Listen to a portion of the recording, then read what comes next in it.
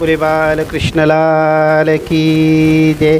श्रीमद्भागवत महापुराण की, राधा रानी सरकार की जय।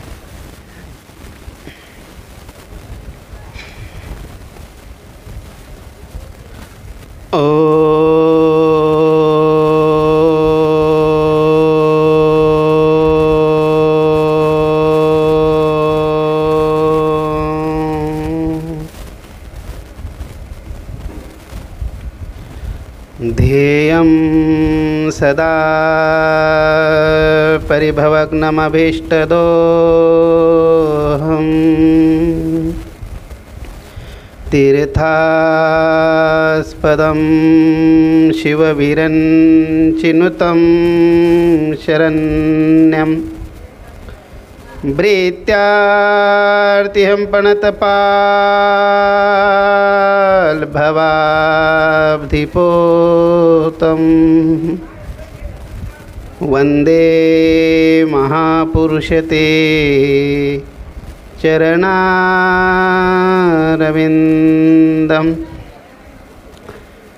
वंशी विभूषितकरान्नवनीरदाभात् पीताम्बरादरुणबिम्बफलाधरुष्टात् पूर्णेन्दुसुन्दरमुखादरविन्दनेत्रात् कृष्णात् परं किमपि तत्त्वमहं न जाने।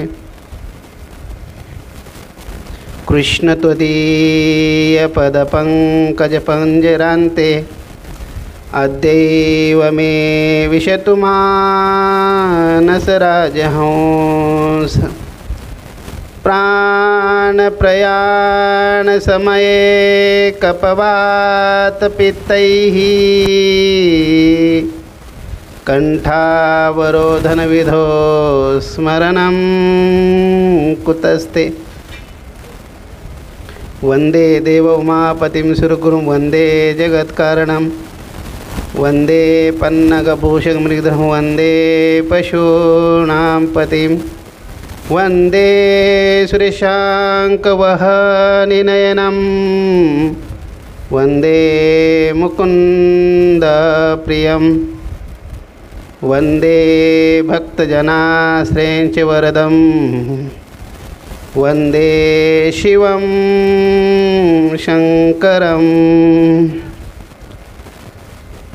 गुरुर्ब्रह्मा गुरुर्विष्णु गुरुर्देवो महेश्वरः गुरुर्साक्षात् परब्रह्म तस्मै श्रीगुरवे नमः। अज्ञानतिमिरन्धस्य ज्ञानाञ्जनशलाकया चक्षुरुन्मीलितं येन तस्मै श्रीगुरवे नमः। जय जय श्री राधारमण जय जय नवलकिशोर जय गोपी चितचोर प्रभु जय जय माखन चोर जय जय माखन चोर। श्री राधे राधे गोविंद गोविंद राधे श्री राधे राधे गोविंद गोविंद राधे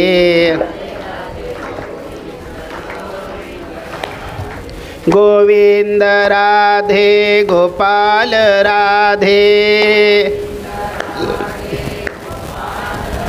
हे गोविंद राधे गोपाल राधे श्री राधे राधे गोविंद गोविंद राधे जय जय राधे राधे गोविंद गोविंद राधे श्री राधे राधे गोविंद गोविंद राधे। जय जय राधे राधे गोविंद गोविंद राधे। गोविंद राधे गोपाल राधे। हे गोविंद राधे गोपाल राधे। श्री राधे राधे गोविंद गोविंद राधे। जय जय राधे राधे गोविंद गोविंद राधे। श्री राधे राधे गोविंद गोविंद राधे। जय जय राधे राधे गोविंद गोविंद राधे। बोले बाल कृष्ण लाल की, राधा रानी की, श्रीमद् भागवत महापुराण की जय। राम, कर प्रणाम तेरे चरणों में लगता हूँ तेरे काज, पालन करने को आज्ञा तो मैं नियुक्त होता हूँ आज। अंत में स्थित रहकर मेरे बागडोर पकड़े रहना, निपट निरंकुश चंचल मन को सावधान करते रहना। अंतर्यामी को अंतर्देख शंकित होवे मन, पाप वासना उठते हो नास लाज से वजल भून। जीवों का कलवर जो दिन भर सुनने में मेरे आवे, तेरा ही गुणगान जान मन प्रमोदित अति सुख पावे। तू ही है सर्वत्र व्याप्त हरि, तुझ में सारा संसार। इसी भावना से अंतर भर मिलो सभी से तुझे निहार।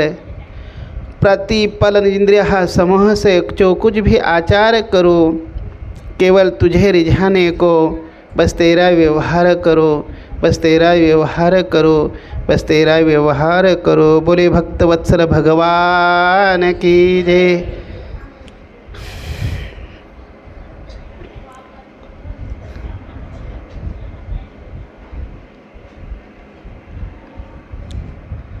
राम, परम मंगल में परात्पर अखिलेश्वर, अकारण करुणा वरुणालय भक्तवांछित कल्पतरु, श्री तडित नंदित पितांबरधारी भगवान श्री बालकृष्णाची प्रतिवांगमय मूर्ती, श्रीमद् भागवत महापुराण आणि हा श्रीमद् भागवत महापुराणाच्या ज्ञानसत्राचा, ह्या ज्ञानयज्ञाचा, भक्ती अनुष्ठानाचा, ह्या अमृत कथेचा, आपल्या सप्ताहाचा आजचा हा तिसरा दिवस आहे। चालू असलेला हा आपला अखंड हरिनाम सप्ताह, आणि ह्या सप्ताहामध्ये आपली ही श्रीमद् भागवताची कथा, या कथेची अधिष्ठात्री जी देवता आहे भगवान श्रीकृष्ण, जी कर्तुम अकर्तुम अन्यथा कर्तुम ज्याची शक्ती आहे, असा जो परमात्मा आपल्या सर्वांच्या हृदयामध्ये विराजमान आहे। आणि अशा हा परमात्म्याच्या, त्या परमात्म्याला स्मरून, त्याला वंदन करून, त्या ठिकाणी आपण त्या परमात्म्याचे गुण जे आहेत, नामकीर्तन म्हणा, गुणकीर्तन म्हणा, स्वरूप कीर्तन म्हणा, त्याचं वर्णन आपण ह्या ठिकाणी पाहण्याचा प्रयत्न करत आहोत। आपल्या सर्वांच्या सानिध्यामध्ये आपण त्या परमात्म्याचे गुण ह्या ठिकाणी पाहत आहोत।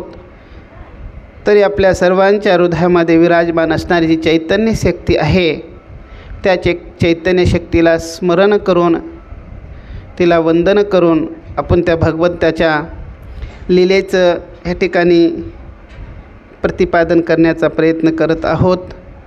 स्वस्ति श्री गणेशाय नमः, श्री परमात्मने नमः, श्री राधा कृष्णाभ्याम नमः। ह्या ठिकाणी व्यासमहर्षी जे आहेत ते सर्वात प्रथम है ना, कधी कोणी कोणी सच्चिदानंद रूपाय विश्वोत्पत्त्यादि हेतवे ह्या श्लोकाला मंगलाचरण मानतात। तर ह्या ठिकाणी जन्माद्यस्य यतोन्वयादितरतः चार्थेष्वभिज्ञेश्वराट तेने ब्रह्म हृदय आदि कवये मुह्यन्ति यत् सूरयः तेजो वारि मृदां यथा विनिमयो यत्र त्रिसर्गो मृषा धाम्ना स्वेन सदा निरस्तकुहकं सत्यम परम धीमहि. ह्या श्लोकाला त्या ठिकाणी कोणी मंगलाचरण मानतात. आता ह्या ठिकाणी सत्य जो परमात्मा आहे सच्चिदानंद रूपाय ह्या श्लोकामध्ये सुद्धा त्याच परमात्म्याचं वर्णन केलेलं आहे. आणि तो परमात्मा सत्य आहे. तर त्याच सत्याला ह्या ठिकाणी व्यासमहर्षी काय करत आहे, वंदन करतात महाराज. आणि आदी कवी जे आहेत, ब्रह्मा आदी जे आहेत आहे ना, त्यांना त्या ठिकाणी त्यांचं नाव ह्या ठिकाणी घेऊन सांगत आहे. आणि तो परमात्मा कसा आहे त्याचंही वंदन करतात. त्याला सांगतात की तो कसा आहे, स्वराट आहे, विराट आहे. अर्थात त्या ठिकाणी असा विराट असणारा जो परमात्मा त्याचं वर्णन त्या ठिकाणी ब्रह्मादिक जे आहेत ते सुद्धा त्याचं वर्णन करतात. आणि तोच परमात्मा कसा आहे, सत्य आहे असं ह्या ठिकाणी वर्णन करत आहेत. आणि सांगतात महाराज की सत्य जो आहे तोच परमात्मा आहे आणि जो परमात्मा आहे तोच सत्य आहे. सत्याच्या व्यतिरिक्त परमात्मा नाही. म्हणजे जीवनामध्ये आपण आपल्या जीवनामध्ये सत्याचं जर धारण केलं, सत्याचं जर अवलंबन केलं, सत्याचा स्वीकार केला, सत्याचं व्रत जर आपल्या जीवनामध्ये आपण अंगीकार जर केलं तर त्या परमात्म्याचा स्वीकार करणं हे त्या परमात्म्याचीच भक्ती करणं आहे. म्हणून सत्य जे आहे तो परमात्मा आहे. म्हणून आपण आपल्या जीवनात खरं शास्त्र सांगतं पहा, सत्यम परम धीमहि. अर्थात त्या ठिकाणी माझ्या बुद्धीमध्ये ते सत्य जे आहे किंवा त्याचं स्मरण करतो, त्याला वंदन करतो, किंवा तो परमात्मा सत्य असणारा जो परमात्मा आहे तो माझ्या बुद्धीमध्ये मी त्याला धारण करतो असं ह्या ठिकाणी सांगत आहे. आणि महाराज आपण जर सत्याला जर धारण केलं तर त्या धर्माचं किंवा त्या परमात्म्याचं धारण करणं आहे. तर ह्या ठिकाणी सत्याला धारण करणं म्हणजेच त्या धर्माचं धारण करणं आहे.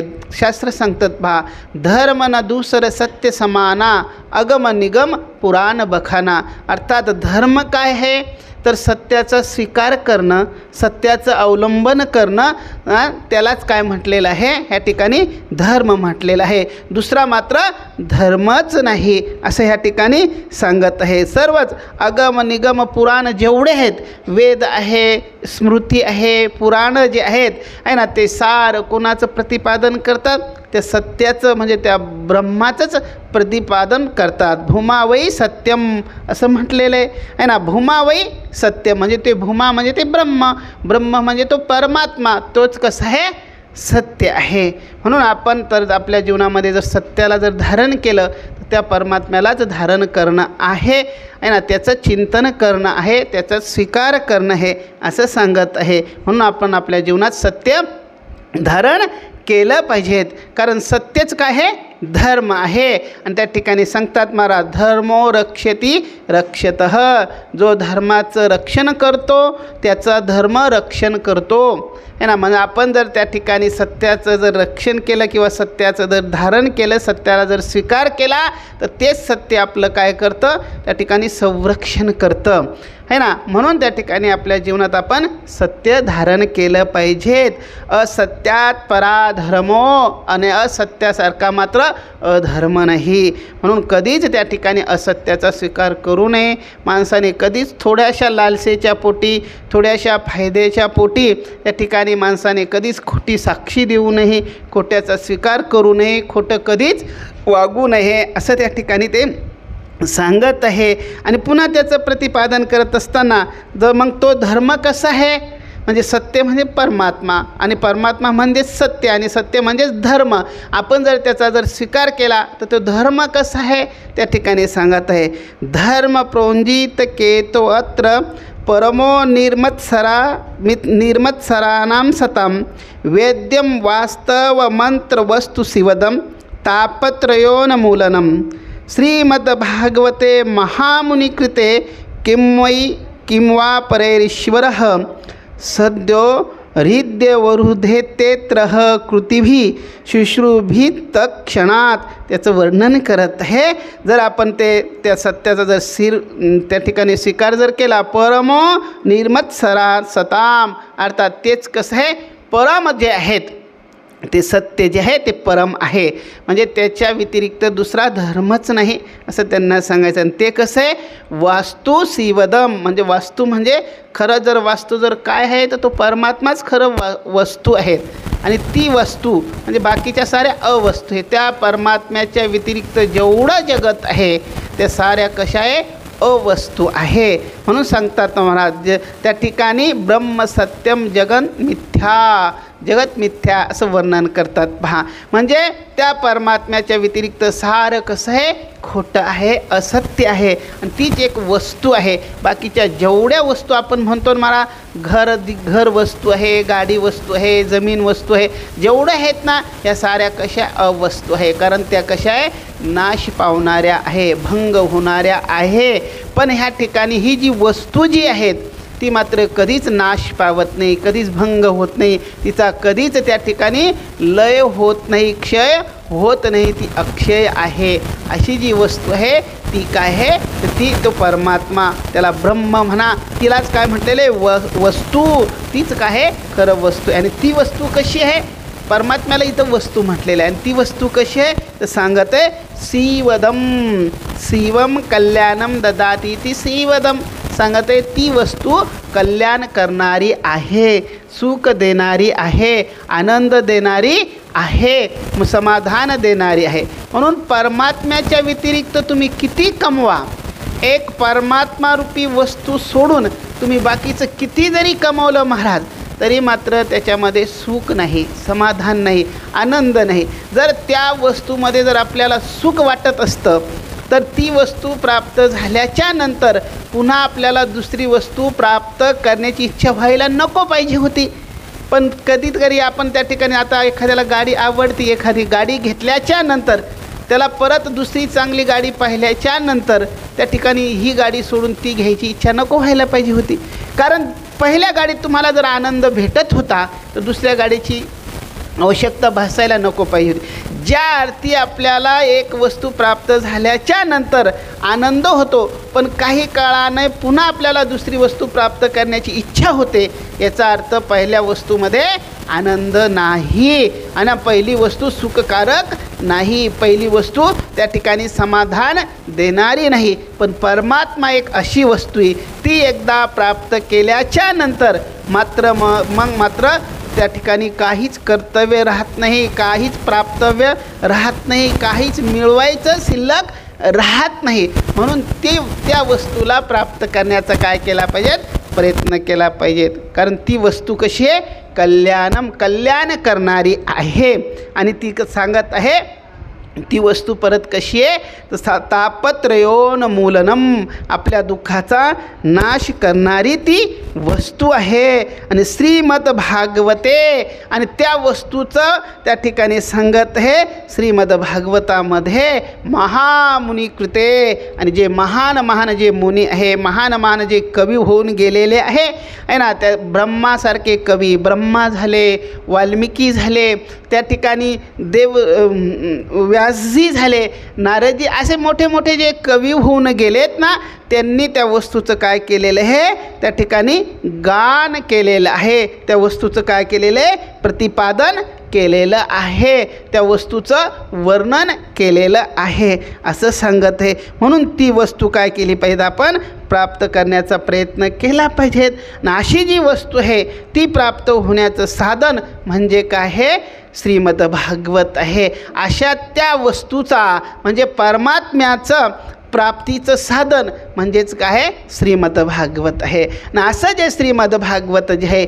ते त्या वस्तूचा ह्या श्रीमद भागवतामध्ये काय केलेलं आहे, गान केलेलं आहे, प्रतिपादन केलेलं आहे असं त्या ठिकाणी सांगत आहे. मग त्या ठिकाणी सूतजी महाराजांना ते 88,000 ऋषी विचारतात, महाराज की असं जे भागवत आहे ते त्या भागवताचा प्रारंभ कसा झाला, त्याची सुरुवात कशी झाली, ते कुठून आलं, हा प्रश्न केल्याच्या नंतर त्या ठिकाणी सूतजी महाराज त्यांना त्यांच्या प्रश्नाचं उत्तर देत असताना सांगत आहे या भागवताचं प्रगट्य कसं झालं तर सांगतात महाराज, निगम कल्पतरोर गलितम फलम शुक मुखाद अमृत द्रव संयुतम पिबत भागवतम रसमालयम मुहुरवो रसिका भुवी भावुकाः असं वर्णन करत आहे.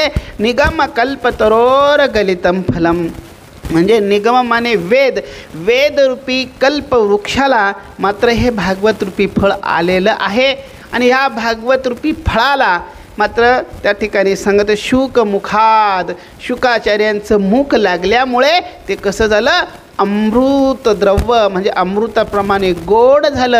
आणि असं जे द्रवरूप जे पदार्थ म्हणजे जे भागवत आहे याला काय सांगत आहे, पिबत भागवतम, ते भागवत प्यायला सांगत आहे. प्यायला म्हणजे आपल्या रंध्राद्वारे, कर्ण क्षोत्र रंध्र जे आहेत ना आपले, ते कान जे आहेत ना, ह्या कानाद्वारे मात्र याला काय करायला लावतात, याचं रसपान करायला सांगत आहे त्या ठिकाणी. आणि ती कुठपर्यंत करायचं सांगत आहे, रसमालयम, याचा रस कुठपर्यंत प्यायचा, जोपर्यंत आपला लय होत नाही, जोपर्यंत आपल्याला त्या परमात्म्याची प्राप्ती होत नाही तोपर्यंत मात्र याचं पान करायचं आहे ना. मग आता त्या ठिकाणी लोक म्हणतात मागच्या वर्षी ऐकलं, त्याच्या मागच्या वर्षी ऐकलं, अरे पण तुम्हाला त्याचा आनंदच भेटला नाही, तुमचा लयच झाला नाही आहे ना. त्या अर्थी त्याला मात्र पुन्हा पुन्हा मुहू रहो रसिका भुवी भावुका, पुन्हा पुन्हा पुन्हा पुन्हा त्याचं काय केलं पाहिजे, पान केलं पाहिजेत. आणि त्याचं जे भावुक आहे, जे श्रद्धावान जे आहेत, जे निष्ठावान जे आहे ते मात्र त्याचं काय करतात, पान करतात असं त्या ठिकाणी वर्णन करत आहे. आणि मग सांगतात महाराज, जे भगवंताची कथा जर आपण श्रवण करत असताना जर आपल्याला आळस येत असेल, आपल्याला वाटत असेल काय तीच कथा आहे, तेच तेच तेच तेच सांगतात असं जर वाटत असेल तर समजायचं त्याच्यातला जो रस आहे, त्याच्यातला जो मकरंद आहे, त्याच्यामधला जो सुगंध म्हणा, त्याच्यामधला जो स्वाद जो आहे, त्याच्यामधला तो आनंद जो आहे तो मात्र आपल्याला प्राप्त करता आला नाही असं त्या ठिकाणी सांगत आहे. तुळशीदासजी महाराज वर्णन करतात, महाराज रामचरित जे सुनत अघाई, रस विशेष जानतीन नाही, जिन हरिकथा सुने नाही काना, श्रवण रंध्र ऐ भवन समाना. त्या ठिकाणी सांगत आहे की ज्यांना भगवंताची कथा श्रवण करत असताना अघही म्हणजे ज्यांना आळस येतो आहे ना, जे लोक प्रमाद करतात, तेच तेच तेच तेच असं ज्यांना वाटतं, जे उबगतात, समजायचं त्यांना मात्र त्याच्यामधला जो आनंद आहे, त्याच्यामधला जे सुख आहे, त्याच्यामधला जो मकरंद आहे, त्याच्यामधला जे असणारी जी मधुरता जी आहे ती मात्र घेता आली नाही असं त्या ठिकाणी सांगत आहे. आणि सांगतात मला, ज्यांनी भगवंताची कथा आपल्या कानाने श्रवण केली नाही तर ते त्याचे कान नसून ते काय आहे, त्या ठिकाणी सर्पाला राहण्याचे बीळ आहेत, सर्पाला राहण्याचे ते नळ आहेत महाराज. कारण सर्प काय आहे महाराज, सर्प कधीच त्या ठिकाणी स्वतःसाठी घर तयार करत नाही, आयत्या नळ्यात जाऊन राहतो. मग त्याला आयते जर असे नळे जर सापडले तर चांगलेच आहेत महाराज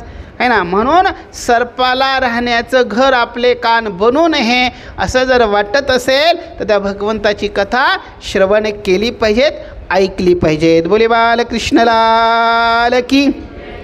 आणि सांगतात महाराज, मोहो रहो रसिका भू भावुका हा. आणि त्या ठिकाणी सांगत आहे की जे भावुक लोक जे आहे ते मात्र तिचं काय करतात, पान करतात, रसद स्वाद त्याच्यातला घेतात, त्याच्यातला आनंद घेतात असं त्या ठिकाणी सांगत आहे. मग असं त्या ठिकाणी सुतजी महाराज वर्णन करत आहे. ना असे वर्णन करत असताना मग त्या ठिकाणी जे 88,000 जे ऋषी होते ते सुतजी महाराजांना सांगत आहे, महाराज तुम्ही आम्हाला ती कथा सांगा बरं. आता तुम्ही तिचं एवढं वर्णन करू राहिले, एवढं तिची प्रशंसा करू लागले, तर आम्हाला मात्र ती सांगा ना ती कथा कशी आहे.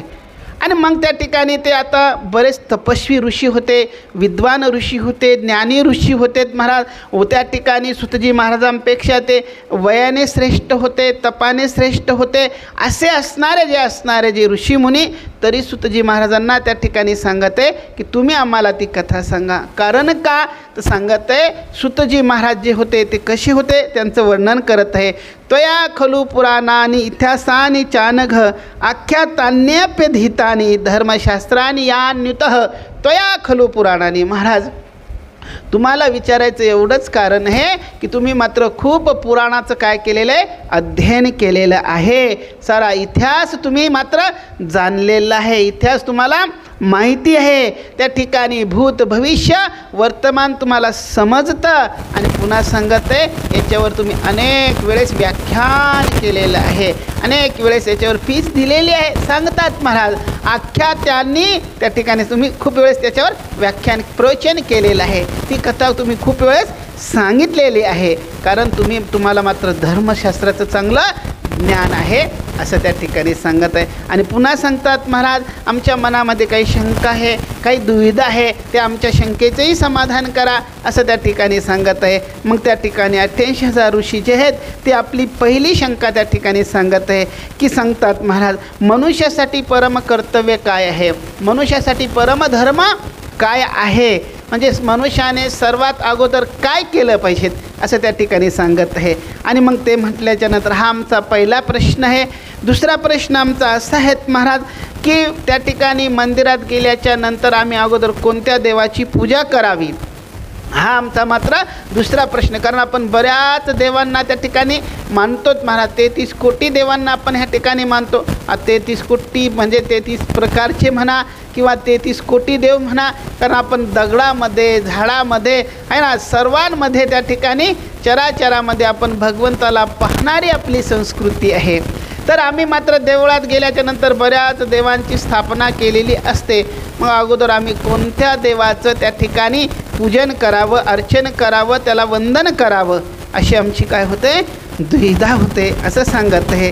तिसरे आमचा प्रश्न असा आहे महाराज वेद जो आहे तो मात्र परमात्म्याला अजन्मा सांगतो, परमात्म्याचा जन्म होत नाही आहे ना. मग त्या ठिकाणी परमात्म्याचा जन्म होत नाही तर मग त्या परमात्म्याने मात्र वसुदेव देवकीच्या घरी कृष्ण म्हणून कसा जन्म घेतला होता, त्या ठिकाणी त्या परमात्म्याने मात्र दशरथ आणि कौशल्याच्या घरी राम म्हणून कसा जन्म घेतला, त्या परमात्म्याने मात्र कश्यप आदितीच्या घरी वामन म्हणून कसा जन्म घेतला.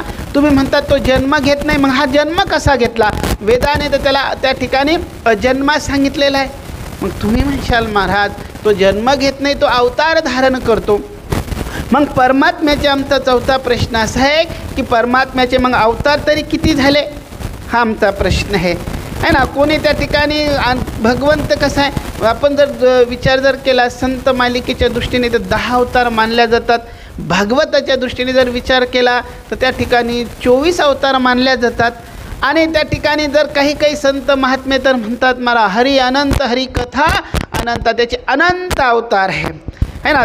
सर्वांमध्ये तोच परमात्मा मात्र त्या ठिकाणी नटलेला आहे असं त्या ठिकाणी सांगत. नेमके देवाचे अवतार तरी किती झाले, हा आमचा मात्र चौथा प्रश्न आहे. पाचवा प्रश्न आमचा असा आहे महाराज वक्ता कोणता श्रेष्ठ आहे, कथाकार कोणता श्रेष्ठ आहे. सांगत आहेत महाराज की अतः साधो अत्र यत्सारम समुद्रेत्य मनीषियः असं वर्णन करत आहे की जो सार गोष्ट सांगतो तो वक्ता श्रेष्ठ आहे की सारा पसारा घेऊन चालतो तो वक्ता श्रेष्ठ आहे. नेमकं वक्ता कोणता श्रेष्ठ आहे हा आमचा मात्र त्या ठिकाणी पाचवा प्रश्न आहे. आणि 6वा प्रश्न आमचा असा आहे महाराज की परमात्मा ह्या ठिकाणी अवतार धारण करतो कशासाठी, धर्माची स्थापना करण्यासाठी. धर्म संस्थापनार्थाय संभवामी युगे युगे भगवंत गीतेत सांगतात ना, वर्णन करतात किंवा तुळशीदासजीसुद्धा त्या ठिकाणी वर्णन करतात महाराज जब जब होई धर्म की हानी बहाडे असुर महाअभिमानी तब तब धरी प्रभु विविध शरीरा हरई कृपानिधी सज्जन पीरा असं वर्णन करतात तुळशीदासजी महाराज. किंवा संत वर्णन करतात महाराज धर्म रक्षा वया अवतार घेसी आपुल्या पाळीसी आहे ना. त्या ठिकाणी मला हे त्या ठिकाणी मग भगवंत धर्माची स्थापना करण्यासाठी अवतार धारण करतो. तर धर्माची स्थापना करण्यासाठी भगवंताने अवतार धारण केला, धर्माची स्थापना केली, साधू पुरुषाचं संरक्षण केलं. मग धर्माची स्थापना केल्याच्या नंतर भगवंत कुठे जातात, हा आमचा काय 6वा प्रश्न आहे. असे 6 प्रश्न त्या ठिकाणी त्या 88,000 ऋषींनी मात्र सुतजी महाराजांना विचारले आणि ह्या 6 प्रश्नाचं उत्तर म्हणजेच श्रीमद भागवत आहे. बोले बालकृष्णलाल की. आणि मग अशा त्यांचे ते प्रश्न ऐकल्याच्या नंतर सुतजी महाराजाचा अत्यंत आनंद होतो. सुतजी महाराज सांगतात, महाराज जगाच्या कल्याणासाठी तुमचे हे प्रश्न आहे, मी तुमच्या प्रश्नाचे उत्तर देतो, पण तत्पूर्वी माझे गुरुजी जे आहेत, माझ्या गुरुजींना मात्र वंदन करतो. कोण तुमचे गुरुजी? तर त्या ठिकाणी सांगतात महाराज की माझे गुरुजी जे आहे ते शुकाचार्य आहेत.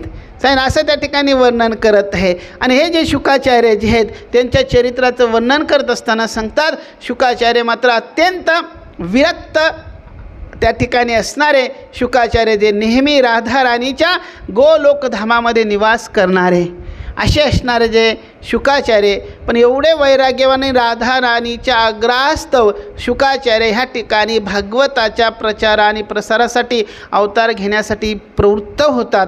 आणि ह्या भूमीवर आल्याच्या नंतर एका पोपट आणि पोपटिनीच्या रूपाने त्यांच्या घरामध्ये एका अंड्याच्या रूपाने काय करतात, अवतार धारण करतात. पण ज्या ठिकाणी त्या पोपट आणि पोपटीने अंड दिलेलं होतं असं असणारा तो कैलास पर्वत, आणि त्या ठिकाणी अत्यंत मात्र काय होती महाराज, बिकट अशी थंडी होती. म्हणून त्या थंडीमुळे त्या ठिकाणी ते पोपट आणि पोपटीन जे होते ते अंड तिथंच सोडून मात्र उष्ण प्रदेशामध्ये निघून गेले असं सांगत आहे. मग नारदजी विचार करतात की जोपर्यंत त्या ठिकाणी शुकाचार्यांचा प्रादुर्भाव होत नाही तोपर्यंत मात्र त्या भागवताचा प्रचार आणि प्रसार होणार नाही असा त्यांनी विचार केला. आणि विचार करून मग नारदजी जे आहेत ना, एक महान संत आहेत महाराज. कारण नारम ज्ञानम ददाति ती नारदः, म्हणजे जे ज्ञान देतात त्यांना मात्र नारद म्हटलेलं आहे ना. नारद म्हणजे ज्यांची गोष्ट त्यांनी बोललेलं कधीच रद्द होत नाही आहे ना, कधीच मात्र ते वाया जात नाही असे असणारे जे नारदजी जे आहेत. आणि नारदजी ते सांगतात महाराज, असे संत आहेत महाराज, नारद दर्शनम देव दर्शनः, ज्याला ज्याला नारदाचं दर्शन झालं त्याला मात्र देवाचं दर्शन झालेलं आहे महाराज. एवढा मोठा त्या ठिकाणी पापी असणारा तो वाल्या कोळी, त्याला नारदाचं दर्शन झालं तर त्यालासुद्धा परमात्म्याचं दर्शन झालं महाराज. छोटासा 5 वर्षाचा असणारा जो ध्रुव महाराज, त्याला नारदाचं दर्शन झालं, त्यालासुद्धा भगवंताचं दर्शन झालं आहे ना. आता दुष्टाच्या घरी त्या ठिकाणी जन्माला आलेला तो भक्त प्रल्हाद, त्याला नारदाचं दर्शन झालं, त्यालासुद्धा त्या ठिकाणी भगवंताचं दर्शन झालं. म्हणजे नारद असे संत आहेत महाराज की ज्याला ज्याला नारदाचं दर्शन झालं नारदाने त्याला भगवंताची प्राप्ती करूनच दिलेली आहे. असे असणारे जे संत ते नारदजी विचार करतात की जोपर्यंत मात्र त्या ठिकाणी शुकाचार्यांचा जोपर्यंत प्रादुर्भाव होणार नाही, प्रगट्य होणार नाही, तोपर्यंत भागवताचा प्रचार आणि प्रसार होणार नाही. पण आता त्याचे आई वडील तर त्या अंड्याला सोडून निघून गेलेले होते. मग शुकाचार्यांचा प्रादुर्भाव कसा होणार हा विचार त्या ठिकाणी ते करतात. आणि मग त्या ठिकाणी नारदजी पार्वतीमध्ये आणि शंकर भगवंतामध्ये भांडण लावतात. सुंदर प्रसंग आहे, मागच्या वेळेस विस्ताराने आपण ह्या ठिकाणी तो पाहिला होता. आणि नारदाच्या भांडणामध्ये सुद्धा त्या ठिकाणी जगाचं कल्याण आहे. आपल्या भांडणामध्ये तर आपले डोके फुटल्याशिवाय राहणार नाहीत महाराज. म्हणून नारद ते संत वर्णन नारदे लाविजे कळी असं वर्णन केलेलं आहे महाराज. म्हणजे नारदाची कळ लावण्यामध्ये सुद्धा जगाचं काय कल्याण आहे. आणि आपण जर कळ लावली तर नक्की घरं पेटल्याशिवाय राहणार नाही. पण ते संत होते, ते महात्मे होते महाराज. आणि म्हणतात तयाचे बिसाट शब्द सुके म्हणून येतील वेद. संतांची नुसती व्यर्थ जरी बडबड असेल तरी ते व्यर्थ बडबड करू शकत नाहीत महाराज. आपलं फक्त म्हणणं झालं ते कशी व्यर्थ बडबड करतील महाराज. कारण त्यांनी काही स्वयंसिद्ध संत असतात, काही साधनसिद्ध संत असतात महाराज. आणि साधना करूनच ज्यांनी मात्र परमात्म्याला प्राप्त करून घेतलेलं आहे. आणि साधन अवस्थेमध्ये जी माणसाला सवय लागलेली असती तीच सवय पुढेसुद्धा त्या ठिकाणी ती राहतीच महाराज. म्हणजे लहानपणी जी सवय लागलेली असते तीच पुढेसुद्धा ती सवय तशीच राहते. तसं साधन अवस्थेमध्ये ज्यांनी खूप परमार्थ केलेला आहे, त्या ठिकाणी वेदाचं गान केलेलं आहे, संत महात्म्यांनी गायलेले जे सतशास्त्र आहे त्याचं अध्ययन केलेलं आहे. मग असं अध्ययन केलेले असणारे त्या ठिकाणी मग ते सहज जरी बोलले तरी त्यांच्या मुखातून काय निघणार आहेत महाराज, त्यांच्या मुखातून मात्र वेदच निघणार आहेत ना. म्हणून मला एवढंच सांगायचं आहे की त्यांच्या सहज बोलण्यामध्ये त्या ठिकाणी मात्र आपलं हित आहे ना. सहज बोलणे हित उपदेश त्यांच्या सहज बोलण्यात, संत महात्म्यांच्या सहज बोलण्यामध्ये आपलं हित दडलेलं असतं महाराज. आणि आपलं मात्र त्या ठिकाणी जाणून बुजून बोलण्यामध्ये सुद्धा आहे ना, सहज तर सोडा, पण जाणून बुजून बोलण्यामध्ये सुद्धा आपलं कसं असतं, त्या ठिकाणी वाईट दडलेलं असतं. आपली भावना वाईट, त्याच्यामागची आपली जी वृत्ती असते ती कशी असते महाराज, कुटील असते, वाईट असते महाराज. म्हणून मला एवढंच सांगायचं आहे की संत असे महात्मे आहेत महाराज, नारदजी असे संत आहेत की त्यांच्या भांडणं लावण्यामध्ये सुद्धा जगाचं काय कल्याण आहे. म्हणून नारदाने त्या ठिकाणी महादेव पार्वतीमध्ये भांडण लावलं आणि त्या भांडणाचा परिणाम असा झाला की महादेवाकडून मात्र पार्वतीला श्रीमद भागवताची कथा श्रवण करण्यात आली. आणि ही अमर कथा त्या ठिकाणी शंकर भगवंत पार्वतीला सांगत असताना त्या ठिकाणी त्यांच्या पाठीमागे पडलेलं ते अंड होतं ना, त्याच्यामध्ये जीवाचा प्रादुर्भाव झाला आणि त्याच्यातूनच मात्र शुकाचार्यांचं प्रगट्य झालेलं आहे. बोली शुकदेव महाराज की. आणि मग ते शुकाचार्य महादेवाला वाटले यांनी कथा लपून ऐकली. मागच्या वेळेस कथा विस्ताराने सांगितली तर फक्त निर्देश करतो. त्यांना वाटलं यांनी कथा लपून ऐकली म्हणून त्याला मारण्यासाठी निघाले. तर शुकाचार्य उडत उडत गेले आणि शम्यप्राश नावाचा आश्रम जो होता व्यास महर्षींचा, तर त्या आश्रमामध्ये सायंकाळची वेळ होती. त्यांची पत्नी विटिका, तिचं एक नाव पिंगलासुद्धा आहेत, आणि ती विटिका बसलेली होती. दोघा पती पत्नीचा संवाद चालू होता. वयाच्या उतारत्या वयाला लागलेलो आहे, अजून आपल्याला संतती नाही, असं बोलणं चालू असताना सहज तिला अशी जांभळी आली पहा मोठ्याने.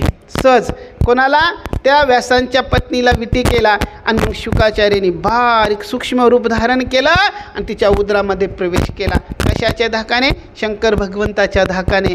आणि मग त्या ठिकाणी शंकर भगवंताने पाहिलं जर कुठेतरी हे पिल्लू लपून बसलं असं त्यांच्या लक्षात आलं. शंकर भगवंत निघून गेले. इकडे मात्र बरेच दिवसामागून दिवस व्यतीत झाले, जवळजवळ 12 वर्षे झाले. 12 वर्षापर्यंत शुकाचार्य आईच्या गर्भात राहिले. आणि 12 वर्षाच्या नंतर आतमध्ये जे चिंतन करत होते आहे ना, त्या चिंतनाचा बाहेर ध्वनी येऊ लागला महाराज. आणि ती आपल्या पतीला सांगू लागली, बघा ना माझ्या पोटामधून वेदाचे मंत्र ऐकू येतात आहे ना, त्या श्रुती मात्र ऐकू येत आहे. असं म्हटल्याच्या नंतर व्यासजी सांगत आहे, नक्की तुझ्या पोटी मात्र कोणीतरी त्या ठिकाणी महान पुरुष तुझ्या ठिकाणी मात्र जन्माला येणार आहे असं सांगत आहे. कोणीतरी त्या ठिकाणी देवता असेल, कोणीतरी महात्मा असेल, कोणीतरी सत्पुरुष असेल आहे ना, त्या ठिकाणी पुण्यवान आत्मा मात्र तुझ्या उदरात आलेला आहे असे व्यास महर्षी आपल्या पत्नीला सांगत आहे. ती म्हणते, ते सारं बरोबर आहे तुमचं म्हणणं, पण 12 वर्षे झाले मला वागता येत नाही, मला कानी घेता येत नाही, मला काहीच काम करता येत नाही, कुठपर्यंत त्याच्या बोजा सांभाळायचा असं ती म्हणत आहे. तेव्हा व्यासजी जे होते ना ते मग काय करतात महाराज, त्या मुलाला, त्या गर्भाला मात्र प्रार्थना करतात. अरे बाहेर ये, तुझ्या आईला तकलीफ होत आहे, त्रास होत आहे असं म्हणून प्रार्थना करतात. आतून आवाज येतो, नाही मी बाहेर येणार नाही. मी जर बाहेर आलो तर देवाची जी माया आहे ती माया मला ग्रसित करून घेईन. ज्या देवाच्या नावाच्या 4-2 माळा जप करतो ना तो सुद्धा जप होणार नाही. ती माया अशीच आहेत महाराज आहे ना. मग ते संत खूप सुंदर वर्णन करतात महाराज. जेव्हा हा जीव आईच्या गर्भात असतो ना, देवाला खूप प्रार्थना करतो, देवा एकदा मात्र ह्या दुःखाच्या वेगळं कर, मला एकदा ह्या दुःखाच्या वेगळं केलं ना मी तुझं खूप भजन करीन अशी देवाला रडून विनंती करतो पहा. पण बाहेर आल्याच्या नंतर लगेच बदलून जातो. ही मायाच अशी आहेत महाराज आहे का नाही. अशी असणारी जी माया, मी जर त्या ठिकाणी बाहेर आलो तर देवाचं भजन होणार नाही असं सांगत आहे. त्यावेळेस त्या ठिकाणी व्यासजी सांगत आहे की मी तुला आश्वासन देतो, देवाची माया काही करणार नाही असं म्हटल्याच्या नंतर आतून शुकाचार्य सांगत आहे, तुम्हीच मायेच्या अधीन आहात आणि तुम्ही मला काय, आता तुम्हीच बंधनात आहात आणि तुम्ही मला कसं बंधनातून सोडवणार आहे ना. जर मायापती येऊन जर मला आश्वासन देत असेल, स्वतः मायेचा पती, माया ज्याच्या अधीन आहे असं असणारा जो ईश्वर येऊन मला जर त्या ठिकाणी आश्वासन देत असेल तर मात्र मी बाहेर यायला तयार आहे. मग व्यास महर्षी भगवंताची प्रार्थना करतात, भगवंत प्रगट होतात. गर्भस्थ असणारा जो शिष्य आहे त्याला आश्वासन देतात की माझी माया तुला काही करणार नाही असं सांगतात महाराज. आणि मग त्या ठिकाणी असं भगवंताने आश्वासन दिल्याच्या नंतर मग शुकाचार्य बाहेर येतात. नाहीतर ही माया जी आहेत ना महाराज, चांगल्या चांगल्याच्या नाकात काड्या घालतात महाराज, चांगल्या चांगल्याला नाचायला लावतात महाराज. जे स्वतःला लय ज्ञानी म्हणून घेतात ना, अशांना मात्र माया लय नाचवतात महाराज, है ना. ती माऊली खूप सुंदर वर्णन करतात महाराज, आहे ना. विशेष न लगे अज्ञाना पाठी, सज्ञानाचे झोमे कंठी, नाना संकटी नाचवी. ही माया जी आहेत ना महाराज, जे स्वतःला ज्ञानी समजतात, स्वतःला वैराग्यवान समजतात ना, ते मग मात्र त्या ठिकाणी ती माया मात्र ज्ञानवानाच्या जास्त मागं लागते. म्हणून त्या मायेला जर तरुण जायचं जर असेल ना, तर मी खूप ज्ञानी आहे, मी खूप मोठा आहे, मी खूप वैराग्यवान आहे, असं मात्र तिच्या पुढं असं ढिंडोरा पिटू नका. नाहीतर ती कधी तुम्हाला ग्रसित करीन ते सांगता येत नाहीत महाराज. असं सुंदर वर्णन येतं व्यासांच्या जीवनामधला. आणि त्याचबरोबर मला वाटतं आहे ना, एक महात्मा त्यांच्या जीवनामध्ये सुंदर अशी कथा येते महाराज. असं मला हे सांगायचं आहे, ही जी माया आहे ती मात्र त्या ठिकाणी चांगल्या चांगल्याला नाचवते. म्हणून भगवंताने आश्वासन दिलं तेव्हा शुकाचार्य बाहेर आले. आणि बाहेर आल्याच्या नंतर त्यांनी आईचा चेहरा पाहिला नाही, बापाचा चेहरा पाहिला नाही, बापाला जातकर्म संस्कार करू दिले नाही, नामकरण संस्कार करू दिला नाही महाराज. आश्रम कसा बापाने बांधून ठेवला हे बी पाहिलं नाही. बाहेर आल्या आल्या शुकाचार्यांनी कोपीनसुद्धा धारण केले नाही. असे असणारे शुकाचार्य वैराग्यवान, आईच्या गर्भातून 12 वर्षाचा मुलगा होता महाराज. आईच्या गर्भातून आल्याबरोबर वनाचा रस्ता स्वीकार केला, वनाकडे जाऊ लागला. पळत असताना मागून मात्र त्याचे जे वडील होते व्यास महर्षी त्यांना आवाज देऊ लागलेत, अय पोरा थांब, अरे शुका जरा थांब म्हणून आवाज देऊ लागलेत महाराज. त्यावेळेस सांगत आहे, यम प्रवजेंत मनुपेत मपेत कृत्यम द्वैपायोन विरह कातर आजुहाव पुत्रेति तन्मयतया तरव भिनेदुस तम सर्वभूत हृदय मुनिमान तोस्मी. अत्यंत पुत्राच्या वियोगाने कातर होऊन, पुत्राच्या त्या विरहाने कातर होऊन त्या ठिकाणी व्यास महर्षी आपल्या मुलाला आवाज देऊ लागले, अरे थांब जरा. पण शुकाचार्य थांबले नाही. आणि मग त्या जंगलातून जात असताना त्या झाडांनीच मात्र त्यांना प्रतिध्वनी आवाज दिला, आहे ना. त्या झाडांनीच मात्र उत्तर दिलं. असं सुंदर संत भाव काढतात. आणि ते झाडं त्या ठिकाणी व्यास महर्षींना सांगू लागलेत, महाराज हा तुमचा जो मुलगा आहे ना, हा कसा आहे, सर्वभूत हृदयम, म्हणजे सर्वांच्या ठिकाणी याचा व्यापक भाव आहे, हा ज्ञानी आहे, हा ब्रह्मज्ञानी आहे, तुम्ही मात्र याला वापस आणू शकत नाही. असे त्या ठिकाणी ते झाडच त्या व्यास महर्षींना सांगू लागले. हा कसा आहे, याने मात्र मायेला जिंकलेला आहे, हा मात्र तुमच्या मोहात पडणारा नाही. आणि तुम्ही पोरा थांब आहे, मुला थांब आहे, मुला थांब. हा किती जन्मात तुमचा मुलगा झाला असेल, किती जन्मात तुम्ही याचे वडील झाले असेल, परत त्या ठिकाणी किती जन्मामध्ये तो तुमचा त्या ठिकाणी वडील झाला असेल, तुम्ही त्याचे त्या ठिकाणी मुलगा झाला असेल, असं त्या ठिकाणी सांगत आहे. आता मात्र तो ज्ञानी झालेला आहे. त्याचा भाव कसा आहे, सर्वभूत हृदयम, सर्वांच्या हृदयामध्ये जो परमात्मा जसा आहेत ना, विद्या विनय संपन्ने ब्राह्मणे गविहस्तिनी सुनी चैव स्वपाकेच्या पंडिता समदर्शिना, अशी त्याची समदृष्टी झालेली आहे.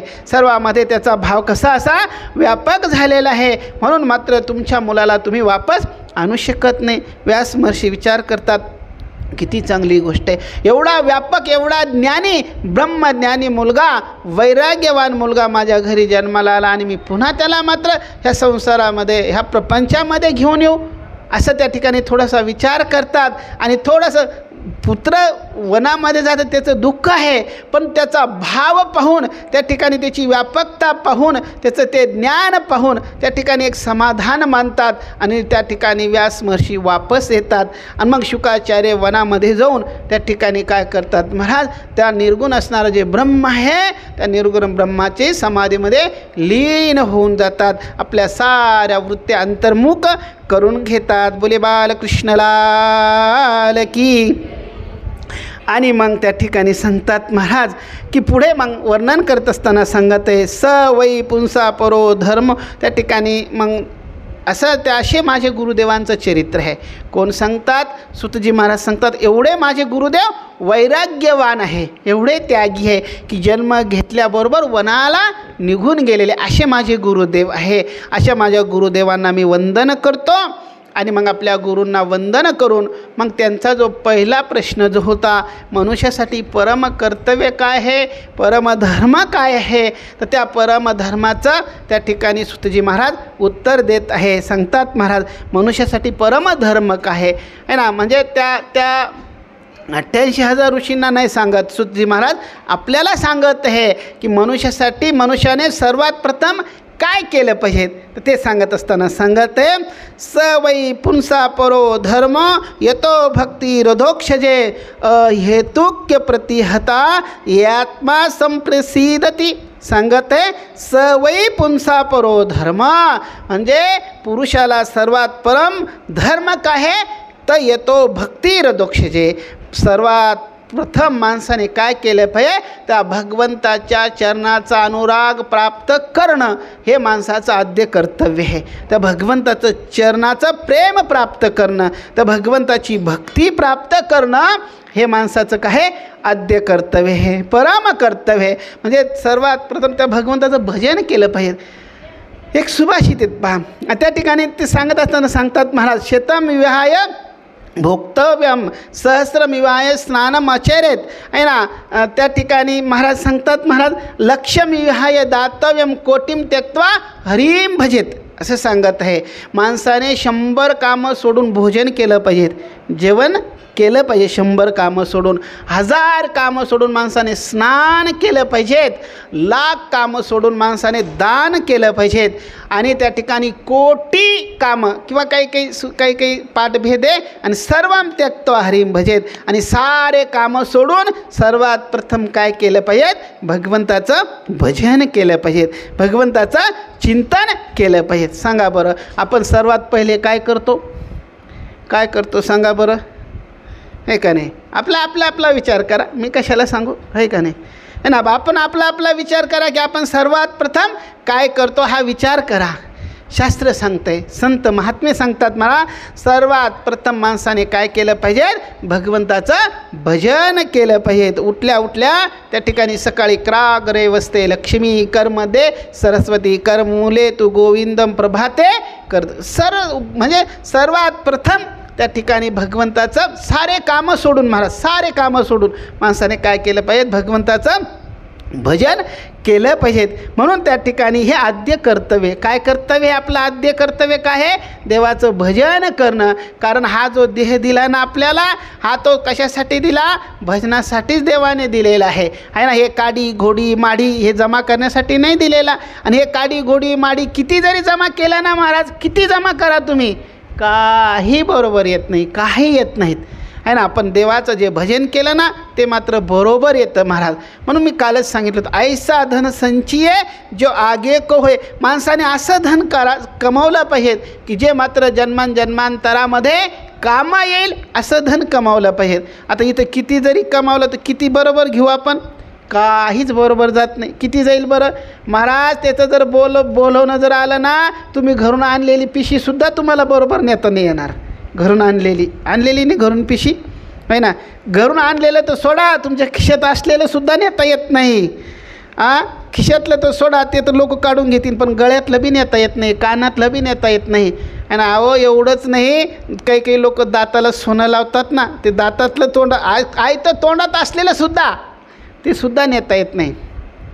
लोक ते सुद्धा पाडून घेतात काही. मला एवढंच सांगायचं आहे की याच्यातलं जेवढं आपण ह्या ठिकाणी जे कमवतो ना, याच्यातलं काहीच बरोबर नेता येत नाही. इच्छा जरी असली तरी नेता येत नाहीत. मग बरोबर काय जातं, तर जेवढं भगवंताचं भजन करू ना तेच मात्र आपल्याबरोबर येतं. म्हणून पहिलं जे आपल्याबरोबर येईल ना तेच केलं पाहिजे. जे आपल्याबरोबर येत नाही, जे आपल्याला पुढं कामं येणार नाही, जे आपल्या प्रवासामध्ये आपल्याला काही कामं येणार नाही, ते संचय करून त्याचा फायदा काय, ते जमा करून त्याचा फायदा काय. उलट इथं आहे तोपर्यंत श्रमच आहेत महाराज आहे ना. एक तर कमावण्यासाठी श्रम, पुन्हा सांभाळण्यासाठी श्रम, आणि त्याच्यानंतर एखाद्याने घेतले तर पुन्हा दुःख आहे का नाही, दुःखच आहेत ना महाराज आहे का नाही. आता बघा, तुम्हाला जर एखादी जमीन जर तुम्ही घेण्यासाठी किती तक करतात. सौदा जर तुमचा जमत नसेल तर याला भेट त्याला भेट, मधल्या माणसाला 10-5 देऊन का होत नाही, एवढं आमचं जमून द्या म्हणतो का नाही, आहे का नाही. बरं, त्यांनी जमून दिलं, जमून दिल्याच्या नंतर आता त्यांनी नावावर बी करून दिलं मला, नावावर करून दिल्याच्या नंतर मग आता पुढं काय होतं, पोरगंच त्याच्यावर दावा ठोकतं आहे ना. मग घराघरामध्येच मग पोरगं म्हणतं तुम्हाला ते बरडाचं घ्या, हे मी करतो, एवढा मळा मी करतो, असं वाटतं की नाही, असं करतं की नाही. मला एवढंच सांगायचं आहे, कमावण्यासाठी सुद्धा माणसाला कष्टच आहे, सांभाळण्यासाठी सुद्धा कष्टच आहे, आणि पुन्हा नष्ट झाल्यावर सुद्धा कष्टच आहेत. त्याच्यामुळे महाराज ज्याच्यासाठी मात्र जे कष्ट होतात आहे ना, ते करण्यापेक्षा ज्याने कष्ट होणार नाही, जे आपल्या बरोबर येईल असं मात्र धन कमवलं पाहिजे. ऐसा धन संचिये, असं धन संचय करा, असं धन कमवा की जे मात्र आपल्या बरोबर जो आगे को म्हणजे आपल्याला पुढं काम येईल. असंच माणसाने धन संचय केला पाहिजेत, असंच एकत्रित केलं पाहिजेत. म्हणून माणसाने सर्वात आधी कोणतं धन कमवलं पाहिजेत, रामनामाचं धन कमवलं पाहिजेत, भगवंताची भक्ती केली पाहिजे. आणि त्याच्यासाठीच आपल्याला हा देह दिलेला आहे. देवे दिला देह भजना गोमटा, आये ते हरी भजन को ओटन लगे कपास. कबीरदाजी महाराज किती सुंदर सांगतात.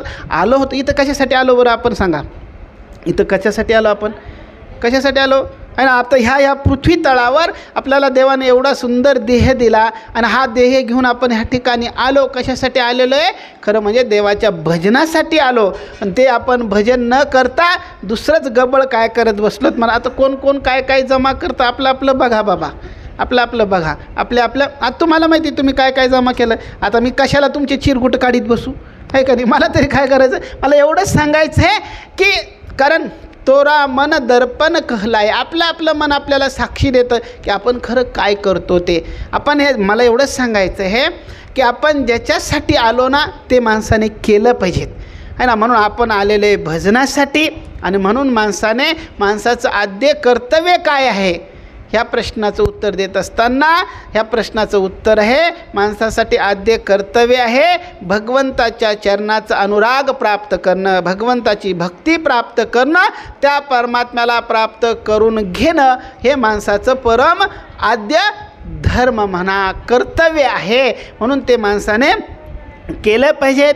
दुसरा प्रश्न होता मग कोणता देव श्रेष्ठ आहे, तर त्या ठिकाणी सांगण्याचं एवढंच तात्पर्य, देवामध्ये भेद नाही. देव कसा आहे तिथून एकच आहे सांगतात. मला संत वर्णन करतात पहा, यथा तरोर मूल निसिंचनेन तृपेन तितस्कंद भुजोपशाखा आहे ना. त्या ठिकाणी आता हे सारं देवच त्या ठिकाणी नटलेलं आहे. ज्याप्रमाणे जेव्हा ब्रह्मदेवाने सारे गोपाळ चोरून नेले होते, त्या ठिकाणी ते गाईची ते वास्त्र चोरून नेले होते, तेव्हा परमात्माच ते गोपाळ, ते वास्त्र तो परमात्माच झाला होता महाराज.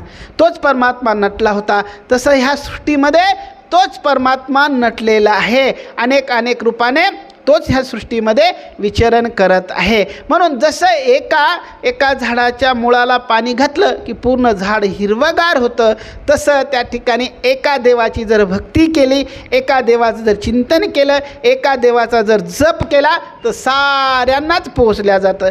सांगण्याचं तात्पर्य एवढंच आहे की त्या ठिकाणी एक साधे सब साधे सब साधे सब जाय है ना. दोही पेवावर ठेवू जाता आहे ना. दोन नावेवर जर का आपण पाय ठेवले तर माणसाची काय होते, फजिती होती. आपल्याला वाटतं ना आपण किनाऱ्याला पोहोचलं पाहिजेत, पलीकडच्या किनाऱ्याला पोहोचलं पाहिजे. मग आता रस्ते इकडच्या किनाऱ्याला, नदीच्या इकडच्या किनाऱ्याला बऱ्याच नावा उभ्या आहे. मग किती नावामध्ये बसणार बरं तुम्ही, कितीमध्ये बसणार, 2-4मध्ये नाही, अहो 2मध्ये बी बसता येत नाही आहे ना, एकीतच बसावं लागतं आहे ना. म्हणून जगामध्ये आता देवच सर्वकडं नटलेला आहे. पण निष्ठा मी नेहमी सांगत असतो पा, मोठ्यांच्या मुखातून ऐकलेलं आहे महाराज. आई चौकडं आहेत. आई कशी आहे, पूर्ण शरीराने आईच आहेत महाराज. पायापासून तर पार डोक्यापर्यंत पूर्ण आई आहे. पण बाळाचं पोट जर भरायचं जर असेल तर तिच्या स्तनालाच तोंड लावावं लागतं आहे ना. तसं पूर्ण म्हणजे त्या ठिकाणी सामान्य रूपाने तो परमात्मा पूर्ण जगामध्ये व्यापलेला आहे. पण विशेष रूपाने तो कुठेतरी एका ठिकाणी असतो. म्हणून त्या ठिकाणी आपण त्या एकाच्याच ठिकाणी आपण काय केली पाहिजे, निष्ठा ठेवली पाहिजे, एकाच्याच ठिकाणी विश्वास ठेवला पाहिजे, एकाच्याच ठिकाणी श्रद्धा ठेवली पाहिजे.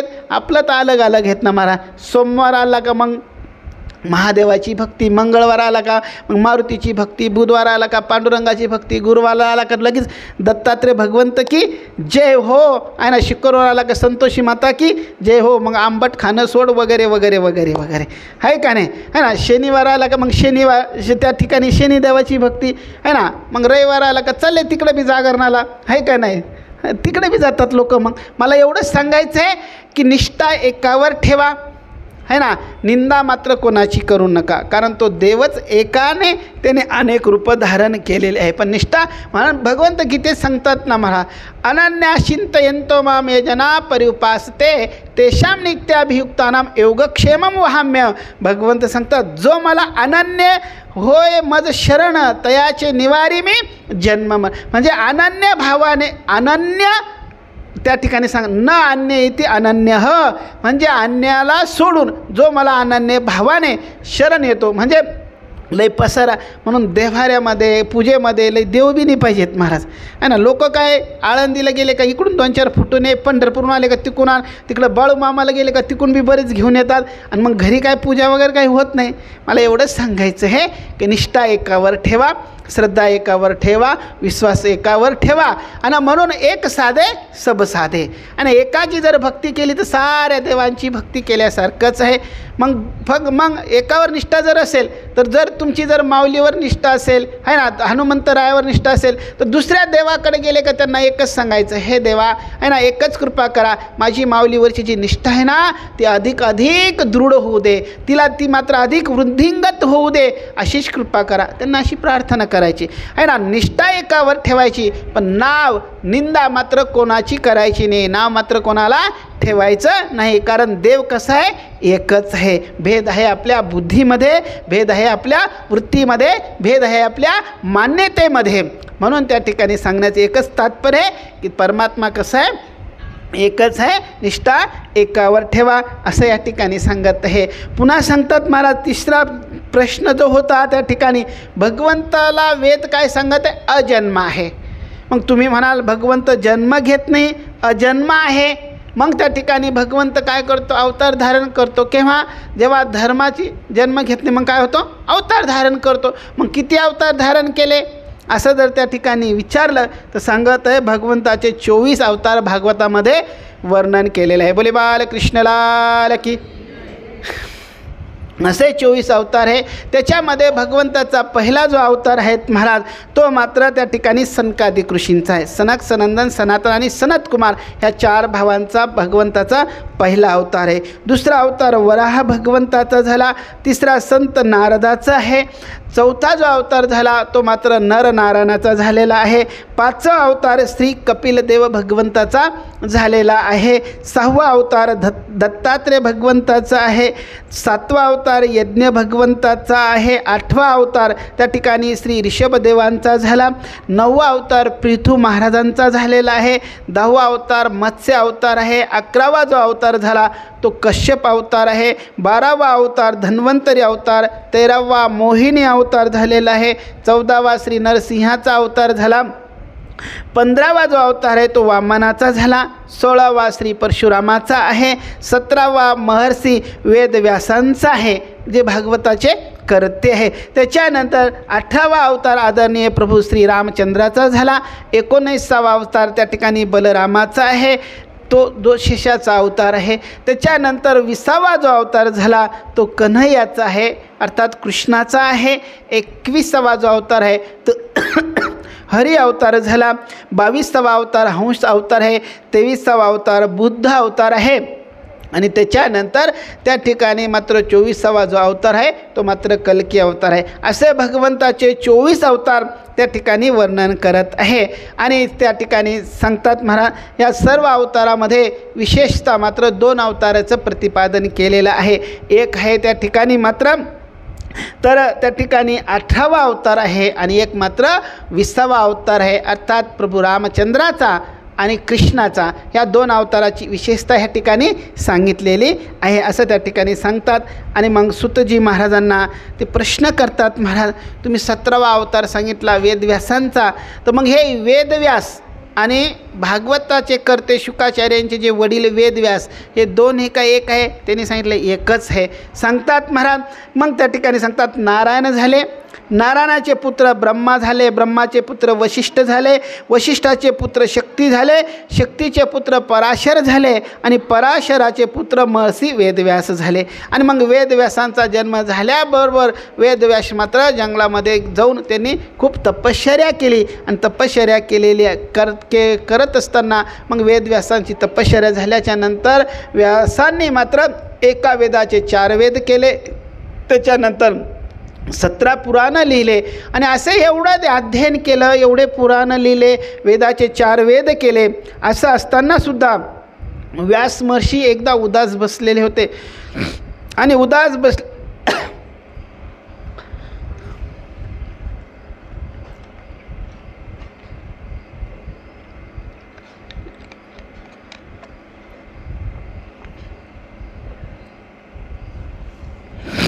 लक्ष द्या, बोले बालकृष्णलाल की.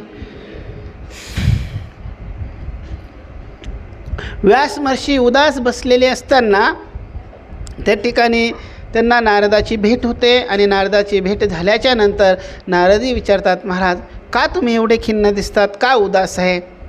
त्यावेळेस व्यास महर्षी सांगतात, महाराज बघा मी एका वेदाचे 4 वेद केले, ऋग्वेद, यजुर्वेद, सामवेद, अथर्ववेद असे 4 वेद केले, त्याच्यानंतर 17 पुराणं लिहिले आहे ना.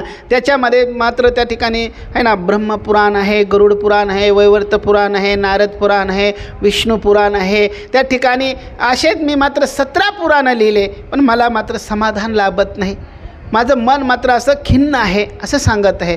असं म्हटल्याच्या नंतर मग नारदजी सांगत आहे, तुम्ही एवढे 17 पुराणं लिहिले, एका वेदाचे 4 वेद केलेले आहेत, पण तुम्ही मात्र त्या ठिकाणी जे करायला पाहिजे होतं ते केलं नाही. मग त्या ठिकाणी सुंदर असा दृष्टांत वगैरे त्यांना देतात, सांगतात महाराज तुम्ही त्या ठिकाणी मात्र ज्या भगवंताच्या बाललीलेचं वर्णन करायला पाहिजे होतं, जी बाललीला माणसाला आनंद देणारी आहे, समाधान देणारी आहे, सुख प्राप्त करून देणारे अशा भगवंताच्या बाललीलेचं तुम्ही वर्णन करायला पाहिजे होतं, ते तुम्ही केलंच नाही.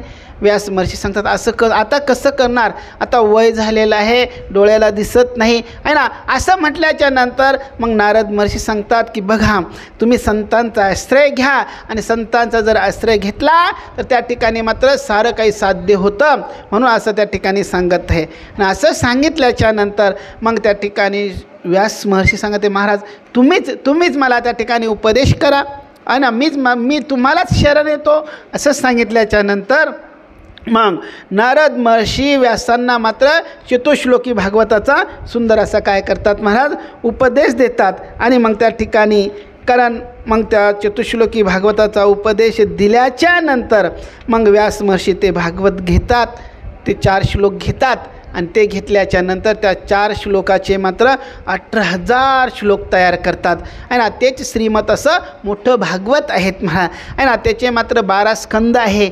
335 अध्याय आहे आणि 18,000 श्लोक आहे. एवढं विस्तरित त्या 4 श्लोकाचे त्या ठिकाणी व्यास महर्षी विस्तार करतात. आता एवढं मोठं भागवत आहे, मग एवढं मोठं भागवत असताना आता ह्या भागवताचं मात्र लिहून तर ठेवलं, हे भागवत करून तर ठेवलेलं आहे, पण मात्र हे भागवत जनसामान्यापर्यंत पोहोचलं पाहिजेत. आता मी तर याचा प्रचार प्रसार करू शकत नाही, मग याचा प्रचार प्रसार कोण करणार? मग याचा प्रचार प्रसारासाठी आणि भागवताचा अधिकारी कोण आहे ते सांगत आहे की ज्याने मात्र क्रोधाला जिंकलेलं आहे, कामाला जिंकलेलं आहे, तो मात्र भागवताचा काय अधिकारी आहे असं सांगतात. आणि मग आता कोणी जिंकलेलं आहे? मग त्यांच्या डोळ्यासमोर त्यांच्या मुलाची प्रतिमा आहे, त्यांचा मुलगा येतो महाराज शुकाचार्य आहे ना. किती वैराग्य आहेत महाराज, जन्म झाल्याबरोबर वनात निघून गेला, असा माझा मुलगा त्यागी आहे, वैराग्यवान आहे, काम क्रोध तर त्याला स्पर्शही करू शकले नाही असं म्हणत आहे. आणि मग त्या ठिकाणी आता त्याला आणायचं, पण मी त्याला त्याच्या मागं लागलो होतं गं, अरे पोरा थांब त्यांना तर मागं वळूनही पाहिलं नाही. आणि एवढा त्यागी असणारा माझा मुलगा, मग त्याला आता एवढं मोठं भागवत कसं शिकवायचं, त्याला कसं त्याचं भागवत सांगायचं, त्याला वापस आणायचं तरी घरी कसं असा विचार करत आहे. मग त्या ठिकाणी त्यांच्या लक्षात येतं की जे आपण जे भागवत लिहिले ना ते भागवतच मात्र त्याला ह्या ठिकाणी घेऊन आल्याशिवाय राहणार नाही, असं व्यास महर्षी विचार करतात. आणि आपल्या शिष्यांना मात्र भागवताचे काही निवडक जे श्लोक आहे त्या श्लोक कंठस्थ करवतात आणि त्यांना रटवतात आणि ते पाठ केल्याच्या नंतर सांगत आहे की ज्या ठिकाणी शुक बसलेला आहे ना त्या ठिकाणी जाऊन फक्त हे श्लोक म्हणा असं सांगत आहे की ज्याच्यामध्ये भगवंताच्या सुंदरतेचं वर्णन केलेलं आहे, ज्याच्यामध्ये भगवंताच्या त्या ठिकाणी करुणेचं वर्णन केलेलं आहे असे श्लोक म्हणा. मग त्या ठिकाणी ते विद्यार्थी जातात, व्यासांचे शिष्य जातात. शुकाचार्य समाधीमध्ये बसलेले होते आणि हे मुलं आजूबाजूला जातात आणि व्यासांनी सुंदर ते श्लोक शिकवले होते ते मात्र आपल्या छंदामध्ये सुंदर म्हणत आहेत. महाराज ज्या श्लोकामध्ये भगवंताच्या सुंदरतेचं वर्णन केलेलं आहे, वराह पीडम नटवर वपुः कर्णयो कर्णिकारम विव्रत वासम कनकम कपीशम वैजयंती च माला. याच्यामध्ये भगवंताच्या सुंदरतेचं वर्णन केले. वराह पीडम नटवर वपुः, तो कसा आहे वराह पीडम, त्या ठिकाणी वर्णन करत आहे नटवर वपुः, सर्व नटामध्ये तो शोभून दिसणारा आहे असं त्या ठिकाणी वर्णन करत आहे. कर्णिकारम आणि विभ्रद वासम, विभ्रद नावाचा जो वेणू आहे ना त्याने मात्र सुंदर आपल्या अधरावर धरून त्या ठिकाणी सुंदर त्या ठिकाणी तो भगवंत बासरी वाजवीत आहे, तो वेणू वाजवीत आहे. सुंदर त्या ठिकाणी त्याचे कुरळे असे केस आहे. असा असणारा जो भगवंत, सावळा त्याचा रंग आहे आणि आपल्या पायाची तिरपी त्या ठिकाणी पायाला आडी घालून मात्र असा त्या ठिकाणी तो भगवंत विभ्रत नावाचा वेणू वाजवीत आहे. असा सुंदर त्या भगवंताच्या सुंदरतेचं वर्णन केल्याच्या नंतर मग शुकाचार्य जे आहेत ना महाराज ते ते ते ते ऐकतात आणि ऐकल्याच्या नंतर जरा त्यांचे डोळे उघडतात आणि त्या विद्यार्थ्यांकडे पाहतात. ते सांगतात अजून सांगा बरं किती सुंदर आहे तो परमात्मा, अजून सांगा बरं असं म्हणत आहे. असं म्हटल्याच्या नंतर ते शिष्य सांगतात महाराज आम्हाला एवढंच येतं, तुम्हाला जर त्या भगवंत किती सुंदर आहे असं जर ऐकायचं असेल, त्या ठिकाणी पाहायचं असेल, अनुभवायचं जर असेल ना तर आमच्या गुरुजीकडे असे हजारो श्लोक आहे, आमच्या गुरुजीकडे या, मग तुम्हाला मात्र आमचे गुरुजी सांगेल. मग त्यांनी सांगितलं तुमचे गुरुजी कोण? त्यांनी सांगितलं जवळच आमचा आश्रम आहे तिथे आमचे गुरुजी राहतात व्यास महर्षी. असं म्हटल्याच्या नंतर त्या ठिकाणी मग ते शिष्य निघून जातात. शुकाचार्य विचार करतात असेल तो सुंदर, मला तरी त्या सुंदरतेचं काय करायचं असा विचार करतात. पुन्हा डोळे बंद करतात, वृत्ती अंतर्मुख करतात महाराज आणि निर्गुण ब्रह्माच्या समाधीमध्ये पुन्हा लीन होऊन जातात. ते शिष्य येतात, व्यासांकडे येतात, व्यासांना त्या ठिकाणी घडलेला पूर्ण वृत्तांत सांगतात. व्यासांना वाटतं चला डोळे तर उघडले होते ना, त्यांनी जिज्ञासा व्यक्त तर केली होती ना की कसा आहे सांगा बरं तो सुंदर असं म्हटला होता ना. मग त्या ठिकाणी काय करतात आता दुसरे श्लोक ज्याच्यामध्ये पहिल्या श्लोकामध्ये सुंदरतेचं वर्णन केलेलं आहे, आता ज्याच्यामध्ये करुणा आहे तो भगवंत किती करुणावान आहे, किती दयावान आहे, म्हणून तर त्याला अकरुणा कारण त्याला म्हटलेलं आहे. विनाकारण दया करणारा जो परमात्मा आहे. सांगा बरं परमात्मा विनाकारण दया करतो, आपण सांगा आपण त्याच्या खरं दयेचे पात्र तिथे आहोत का महाराज? आपण त्याच्या दयेला पात्र होऊ शकत नाहीत महाराज. तरी पण त्या ठिकाणी आपण दयेच्या पात्रतेचे नसताना सुद्धा भगवंताने आपल्याला एवढी मोठी दया करून आपल्याला हा नरदेह दिला, एवढं मोठं त्या ठिकाणी सुंदर शरीर दिलं, सुंदर त्या ठिकाणी अवसर दिलेला आहे ना, एवढं त्या ठिकाणी म्हणजे अवसर म्हणजे वेळ दिलेला आहे, बुद्धी दिलेली आहे, तरीसुद्धा आपण त्याचं भजन करत नाही ना. किती दयाचे, त्याची जर दया जर नसती तर आपण इथं बसलो असतो का? आता आपण इथं कथा ऐकली असती का? तिथून आपल्या घरून इथं आळंदीला आला असतो का? नसतो आलो ना मला. ही दया आहेत मला. आत्तापर्यंत त्यांनी आपल्याला जिवंत ठेवलं आपलं काही नसताना सुद्धा आहे ना, काही त्याच्याविषयी काही कर्तव्य नसताना सुद्धा भगवंताने आत्तापर्यंत आपल्याला ह्या ठिकाणी ठेवलेलं आहे. ही काय आहे? विनाकारणच करून आहेत ना महाराज, विनाकारण दया, एवढा तो दयाळू असणारा. आणि मग त्या ठिकाणी काय केलं महाराज, त्या व्यासांनी अजून दुसरे त्या ठिकाणी भगवंताच्या दयाळूपणाचे, उदारपणाचे आहे ना त्या ठिकाणी श्लोक शिकवले आणि ते शिष्यांना सांगितले जाऊन त्याच्यापाशी म्हणा. असं म्हटल्याच्यानंतर शिष्य गेले आणि गेल्याच्या नंतर महाराज मग त्या ठिकाणी शिष्य जाऊन श्लोक म्हणत आहेत. पहा अहो बकीयम स्तनकालकूटम जिधासया पाय यद्यप्य साध्वी लेभे गतिम धातृचिताम ततोन्यम कम वा दयालुम शरणम व्रजेम सांगत हे. अहो बकीयम स्तनकालकूटम, बघा ती बकी असणारी आहे ना, बकी म्हणजे बगळ्याची, त्या बकासुराची बहीण ती बकी अशी असणारी ती, मात्र आपल्या स्तनामध्ये कालकूट विष जे होतं ते भरून आली मारण्यासाठी कृष्ण भगवंताला. पण भगवंत एवढा दयाळू आहे की जी मारण्यासाठी आलेली आहे तिलासुद्धा भगवंत सांगतात लेभे गतिम आहे ना, तिलासुद्धा भगवंताने काय केलं म्हणा, जी गती आपल्या आईला पुढे देणार आहे ती गती मात्र मारायला आलेली जी होती तिला ती गती देऊन टाकली. किती बघा, मारायला आलेली सुद्धा त्या ठिकाणी भगवंताने तिला मोक्ष दिला. किती दयाळू आहेत महाराज, एवढा असणारा जो कृपाळू. आणि अशी भगवंताची दया ऐकल्याच्या नंतर, अशी भगवंताची कृपा ऐकल्याच्या नंतर त्या ठिकाणी मात्र मग शुकाचार्य राहवले नाही. आणि शुकाचार्याने मग त्या ठिकाणी मग तो आनंद, जो भागवताच्या श्लोकाचा जो आनंद होता तो आनंद प्राप्त करण्यासाठी आहे ना त्या ठिकाणी शुकाचार्य पुन्हा घरी येतात आहे ना. पुन्हा मात्र मग आपल्या वडिलांकडे त्या शम्यप्रास नावाच्या आश्रमामध्ये येतात. जे शुकाचार्य ज्या आनंद निघून गेला होता आहे ना, शुकाचार्यांच्या रूपाने तो आनंद काय झाला होता, व्यासांच्या आश्रमातला जो आनंद होता ना आहे ना, एखादा मुलगा निघून गेल्याच्या नंतर घरातला आनंद कसा होतो, निघून जातो म्हणा. तो आनंद प्राप्त करायचा जर असेल, पुन्हा तो आनंद आपल्याला प्राप्त करावा, पुन्हा तो आनंद आपल्याला मिळावा असं जर वाटत असेल तर भागवताला आपल्या घरी आणा. आणि भागवताला आपल्या घरी आणल्याच्या नंतर आनंद आपोआप येतो महाराज. आणि हे भागवत जे आहेत ना हे आनंद देणारा आहे, भागवत जे आहे ना हे सुख देणारा आहेत. म्हणा भागवत जे आहेत ना महाराज हे मंत्र मनाला शांती देणारा आहेत आहे ना. म्हणून जर आपल्या घरी सुख यावं, शांती यावी, आनंद यावा असं जर वाटत असेल तर त्या ठिकाणी शुकाचार्यासारखं ज्ञान आपल्या घरी वापस यावं, शुकाचार्यासारखं वैराग्य आपल्या घरी वापस यावं. जे शुकाचार्य ब्रह्माचा आनंद भोगत होते तो आनंद आपल्या घरी वापस यावं असं जर वाटत असेल तर अगोदर आपल्या घरी काय करा, भागवत आणा. आपल्या घरी जर भागवत आलं की आपोआपच त्या ठिकाणी ज्ञान, वैराग्य, भक्ती आपोआप आपल्या घरी आल्याशिवाय राहत नाही. बोले बालकृष्णलाल की. आणि मग शुकाचार्य त्या ठिकाणी आलेत महाराज, घरी आले.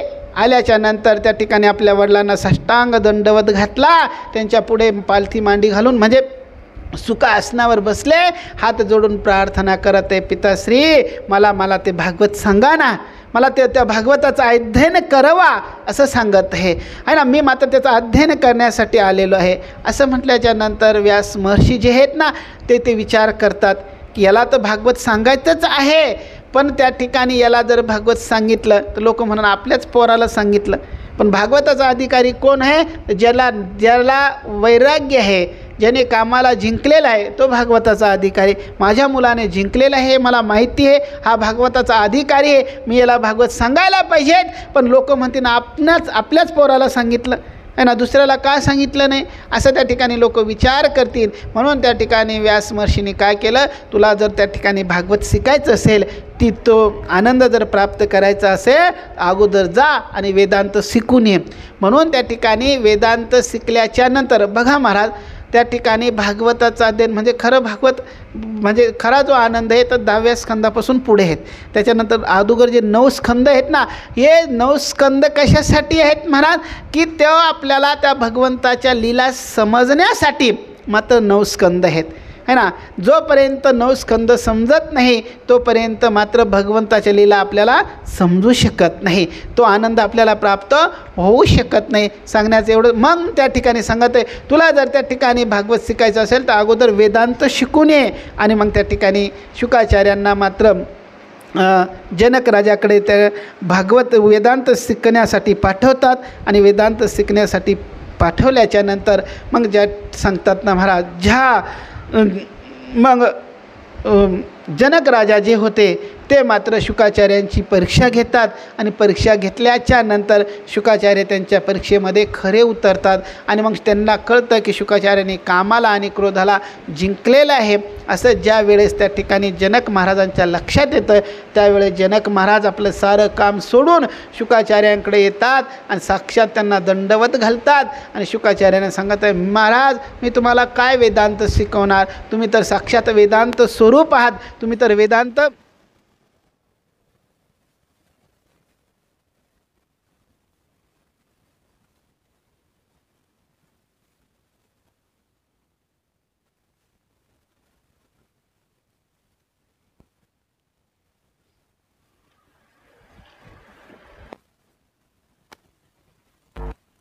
राम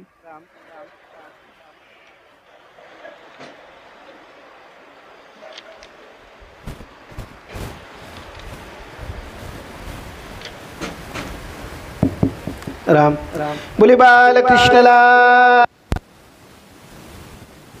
आणि मग त्या ठिकाणी सांगतात, महाराज तुम्ही तर मात्र साक्षात वेदांत स्वरूप आहात, मी मात्र तुम्हाला काय वेदांत शिकवणार, असे त्या ठिकाणी जनक महाराज सांगतात. आणि मग जनक महाराजांनी सांगितल्याच्या नंतर इकडे मात्र शुकाचार्य जे होते ते मात्र पुन्हा आपल्या वडिलाकडे येतात, भागवताचं अध्ययन करतात आणि भागवताचं अध्ययन करून पुन्हा मात्र जे शुकाचार्य पहिले निर्गुण ब्रह्माच्या समाधीमध्ये लीन राहायचे, आता ते शुकाचार्य भगवंताचे जे सगुण ब्रह्म जे आहे त्याच्या लीला आठवून तो आनंद, तो समाधीचा जो आनंद आहे तो मात्र त्या ठिकाणी ते भोगत आहे. असे सुंदर प्रसंग आहे. त्याच्यानंतर मग असे वैराग्यवान असणारे जे शुकाचार्य, मग अशा शुकाचार्यांनी परीक्षित राजाला भागवत कसं सांगितलं हा प्रश्न आहे.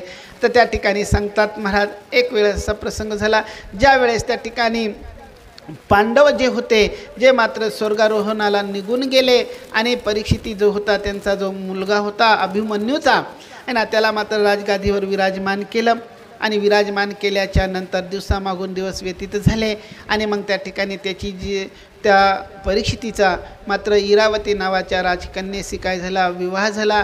तिच्यापासून त्याला मात्र 5 मुलाची प्राप्ती झाली आणि त्या 5 मुलाची प्राप्ती झाल्याच्या नंतर मग परीक्षिती जो होता आहे ना, आता त्याचा मात्र त्या ठिकाणी मोठा जो मुलगा होता जन्मजय, आणि त्या जन्मजयाचा मात्र त्या ठिकाणी तो मात्र राज्यकारभार त्या ठिकाणी पाहू लागला आणि पाहत असताना त्या ठिकाणी असा प्रसंग आहे की मग परीक्षिती जो होता तो मात्र थोडासा मोकळा झाला आणि खाली मन सैतान का घर होता आहे असं सांगतात महाराज. आणि मग परीक्षितीला एक दिवस असं वाटलं की आपण मृगयाला जावं असं त्याला वाटलं आणि असं वाटल्याच्या नंतर परीक्षित राजा जो होता तो मृगया करण्यासाठी वनामध्ये गेला. आता शिकारीसाठी वनात गेला आणि वनात गेल्याच्या नंतर त्याचं जे सैन्य होतं ते मागं राहिलं. परीक्षित राजा फार असा दूर निघून गेला होता आणि त्या जंगलात गेल्याच्या नंतर त्याने एक दृश्य पाहिलं. एक बैल आहे तो एका पायावर उभा आहे, एक गाय आहे ती गाय त्याच्यापाशी रडत आहे, तो बैलसुद्धा त्या ठिकाणी दुःख व्यक्त करत आहे. ती गाय म्हणत आहे, अरे तुझे हे तुझे 3 पाय मात्र कोणी कापले, असा सुंदर प्रसंग आहे. तो बैल म्हणजेच धर्म होता, ती गाय म्हणजेच पृथ्वी होती आणि ती पृथ्वीरूपी गाय धर्मरूपी बैलाला म्हणत होती की तुझे हे 3 पाय कोणी कापले, असं त्या ठिकाणी सांगत आहे. कारण त्या ठिकाणी आपण जर विचार केला तर सत्ययुगामध्ये कारण धर्माचे 4 पाय त्या ठिकाणी सांगितल्या जातात महाराज, की सत्य, दान, दया आणि पवित्रता हे धर्माचे 4 पाय आहे. पण त्या ठिकाणी एका युगामध्ये धर्माचा एक पाय काय झालात महाराज, कमी झालेला आहे. आणि असं होता होता त्या ठिकाणी सांगत आहे की कलियुगामध्ये धर्माचा एकच पाय राहिला, तो आहे फक्त दानरूपी पाय आहे ना. आता ह्या ठिकाणी धर्म कशावर चालू आहेत महाराज आहे ना, थोडंफार दान देते लोक देतात, त्याच्यावरच हे चालतं आहे. कथा झालं, प्रवचन झालं, सप्ताह झाला, वारी झाली, पंगत झालं, हे कशावर चालतात, अन्नदान झालं आणि लोक थोडंफार दान देतात त्याच्यावरच. नाहीतर लोक सत्य कलियुगात सत्य जास्त बोलत नाही, त्याच्यानंतर लोकांच्या मनामध्ये आता दया राहिलेली नाही, लोक पवित्रतेचं ध्यान ठेवत नाहीत महाराज. कुठेतरी त्या ठिकाणी दान होतं, त्याच्यावर मात्र एक धर्म टिकलेला आहे आणि मग तो एका पायावर तो धर्म उभा होता आणि उभा असणारा तो धर्म त्याला मात्र ती गायरूपी जी पृथ्वी होती ती सांगत होती तुझे 3 पाय कोणी कापले.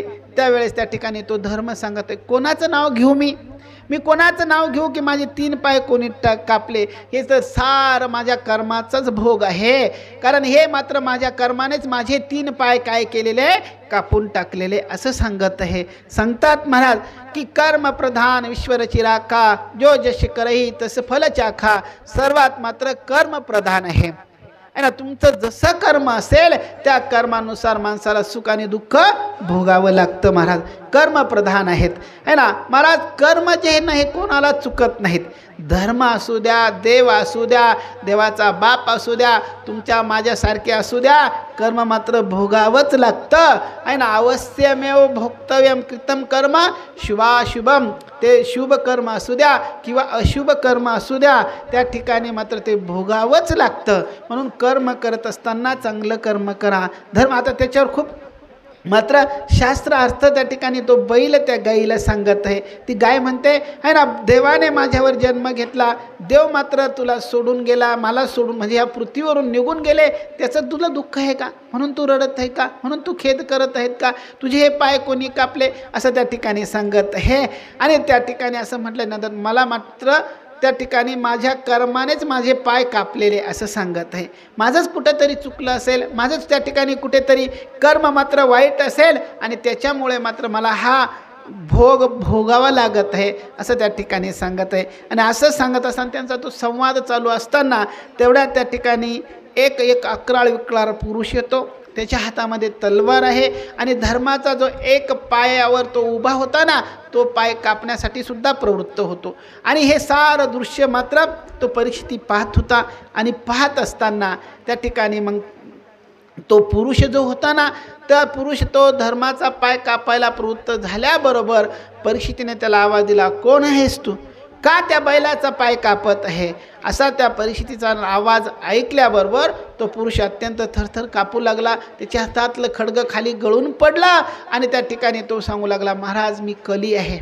मी काय आहे? कली आहे असं सांगत आहे. आणि मग त्या ठिकाणी परीक्षितीने त्याला सांगितलं, तू माझ्या राज्यात राहू नको, निघून जा इथून. असं म्हटल्याच्यानंतर त्याने सांगितलं, महाराज जिकडे पाहावे तिकडे तुमचंच राज्य आहे, मी कुठे जाऊ? तुम्हीच मला काहीतरी असं एखादं स्थान सांगा की ज्या ठिकाणी जाऊन मी राहू शकतो, असं त्या ठिकाणी सांगत आहे. आणि मग परीक्षित राजाला तो शरण आल्यामुळे परीक्षित राजा त्याला राहण्यासाठी 4 जागा देतो. महाराज द्युतम पानम स्त्रिया शूना यत्रा धर्मश्चतुर्विधः सांगत आहे. ज्या ठिकाणी दूध खेळल्या जातं, ज्या ठिकाणी मदिरा पान केल्या जातो, ज्या ठिकाणी अगम्या स्त्रीची गमन केल्या जातं, ज्या ठिकाणी अपवित्रता आहे, चोरी वगैरे त्या ठिकाणी केल्या जाते ना, अशा ठिकाणी मात्र अधर्माचा वास आहे आणि त्या ठिकाणी मात्र तू जाऊन राहा असं कलीला सांगत आहे. असं कलीला सांगितल्याच्यानंतर कली सांगते, महाराज सारे तुम्ही स्थानं दिले राहिला ना, ते सारे कसे निंदनीच आहे. कारण महाराज आपण जर विचार केला, द्विताच्या ठिकाणी कली कपटाच्या रूपाने निवास करतो, मदिराच्या ठिकाणी कली मात्र मदाच्या रूपाने निवास करतो. बघा ना महाराज आहे ना, जे दूध खेळतात ते लई खरं बोलतात का महाराज? नाही ना, कपटच करतात. कपट करतात म्हणूनच जिंकतात महाराज आहे ना. जे आकडे लावतात, जे सट्टा खेळतात आहे ना, ते जे पत्ते खेळतात ना महाराज, ते कधीच म्हणजे खोटे बोलूनच जिंकतात महाराज. म्हणून ते कपट करतात. म्हणून कपटाच्या रूपाने द्विताच्या ठिकाणी कलीचा निवास आहे आणि मदिराच्या ठिकाणी, दारूच्या ठिकाणी मात्र मदाच्या रूपाने कलीचा निवास आहे. जो दारू पिल्याच्या नंतर त्याला वाटतं की बस महाराज, दारू पिल्याच्या नंतर समोर कोण आला आणि काय आला काहीच नाही, असा चालतो महाराज मस्त हत्तीवानी. त्याला वाटतं की बस माझ्यासारखं म्हणजे हे गाव म्हणजे सारं आपल्या मालकीचंच आहे, रस्ता म्हणजे सारा आपल्या बापाचाच आहे ना. रस्त्याने येणाऱ्या गाड्यावाल्याला त्याला साईड द्यावं लागत महाराज आहे ना. म्हणजे असा त्या मदाच्या रूपाने कली तिथे राहतो आहे ना. आणि त्या ठिकाणी अन्य स्त्रीच्या ठिकाणी मात्र म्हणजे जी कुठची स्त्री जी आहे तर त्या ठिकाणी कामाच्या रूपाने कलीचा निवास आहे. आणि त्याचबरोबर ज्या ठिकाणी हिंसा केल्या जाते त्या ठिकाणी मात्र क्रूरतेच्या रूपाने त्या ठिकाणी कलीचा निवास आहे. अशा 4 गोष्टी ठिकाणी कलीच्या म्हणजे ह्या अधर्माचा निवास त्या ठिकाणी आहे. अशा 4 ठिकाणी कलीला स्थान दिलं आणि दिल्याच्या नंतर मग कली सांगत आहे, महाराज सारे मला तुम्ही अपवित्र स्थान दिले, एखादं तरी चांगलं स्थान द्या ना, असं म्हणत आहे, विनंती करत आहे. तर परीक्षित राजा सांगत आहे की जा, सोन्याच्या ठिकाणी सुद्धा तुझा निवास राहीन, असं निवास सांगत आहे. आता सोनं म्हटल्याच्या नंतर त्या ठिकाणी सोनं जे हा भगवंताचा अंश सांगितलेला आहे.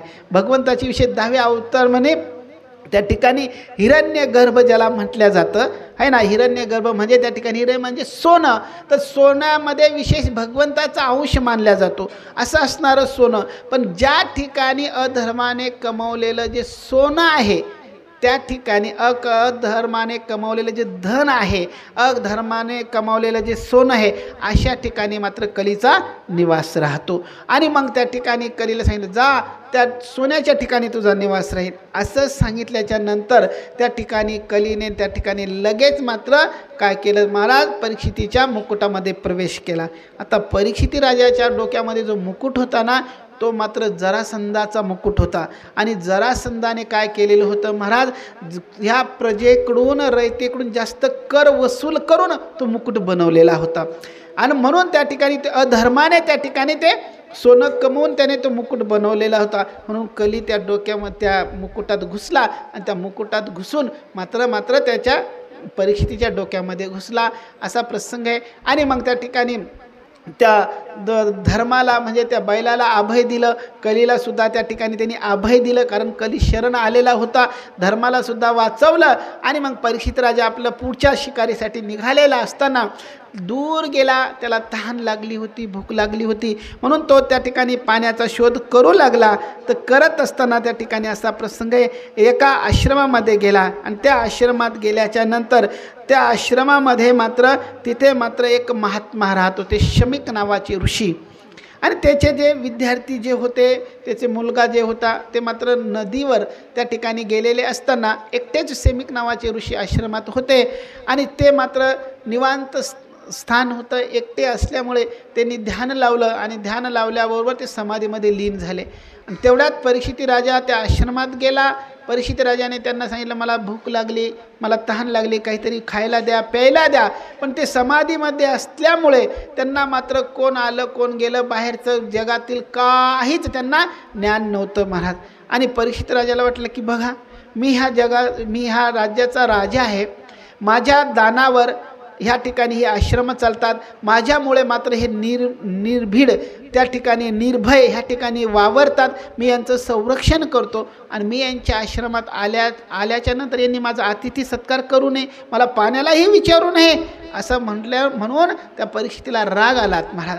आणि त्याने काय केलं, त्या कंपाऊंडच्या कडाला त्या एका जाळीमध्ये मेलेला साप पडलेला होता. तो साप आपल्या बाणाच्या टोकाने उचलला आणि तो साप शमीक ऋषी समाधीत असताना त्यांच्या गळ्यामध्ये टाकून दिल्याच्या नंतर असा प्रसंग आहे, महाराज.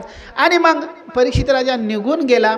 इकडे मात्र त्या ठिकाणी ते विद्यार्थी होते, त्याचा जो शमीक ऋषीचा जो मुलगा होता, ते शिष्य सारे आले, त्याने तो प्रसंग पाहिला.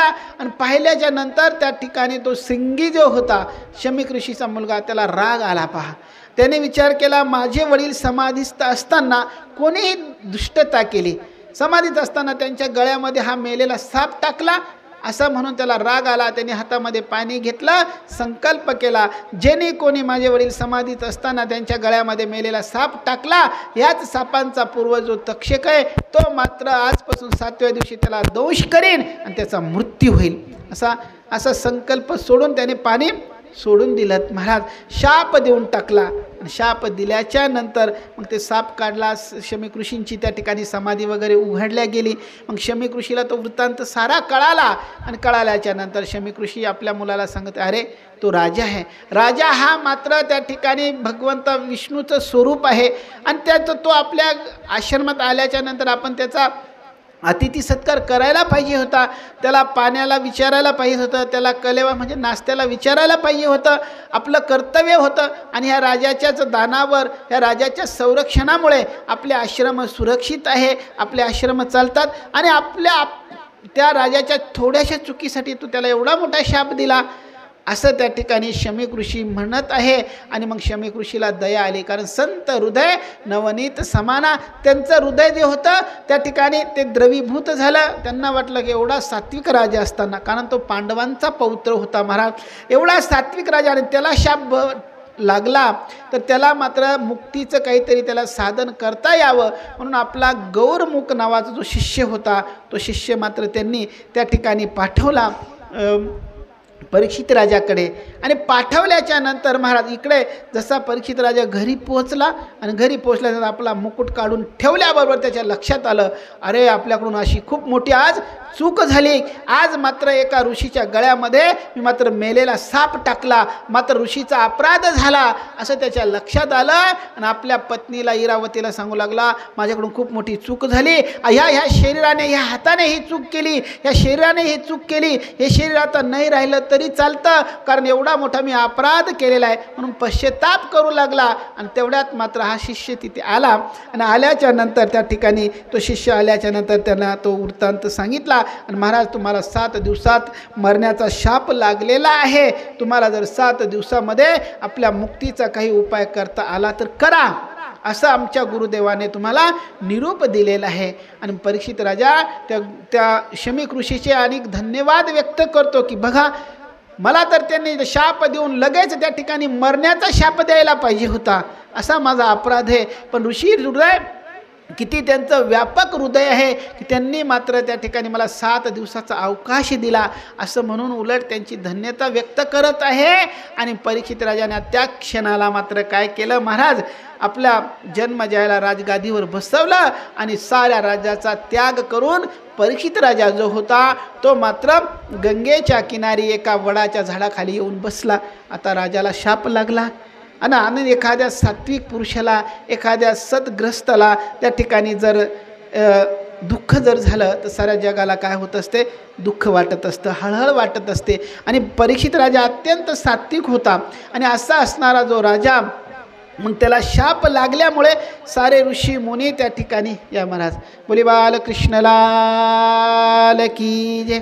आणि असे असणारे जे 2 मिनटं आता हे का नाही, असे असणारे जे ऋषीमुनी परीक्षित राजाच्या उद्धारासाठी मात्र कळकळ करू लागले, पण त्यांना मात्र त्या ठिकाणी काही सुचेना. आणि परीक्षित राजाला शाप लागला हे जेव्हा त्या ठिकाणी शुकाचार्यांच्या कानावर गेलं त्यावेळेस शुकाचार्य सांगते की आता मात्र आपल्याला ही चांगली संधी आहे, आपण मात्र त्या ठिकाणी गेलं पाहिजेत.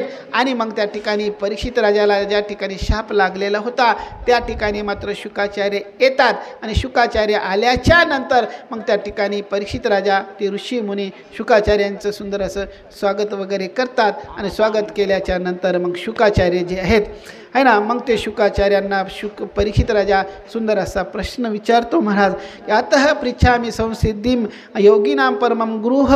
त्या ठिकाणी सांगत आहे की हे महाराज, मी तुम्हाला हे विचारतो की जो मरणसन्न जो पुरुष आहे त्यांनी मात्र काय केलं पाहिजेत, असा सुंदर त्या ठिकाणी प्रश्न शुकाचार्यांना विचारतो. आणि ह्या प्रश्नाचं उत्तर शुकाचार्य मात्र त्या ठिकाणी परीक्षित राजाला देतात, ते पण मात्र उद्या देणार आहे. आजची आपली जी वेळ आहे ती मात्र संपलेली आहे. बालकृष्ण लाल की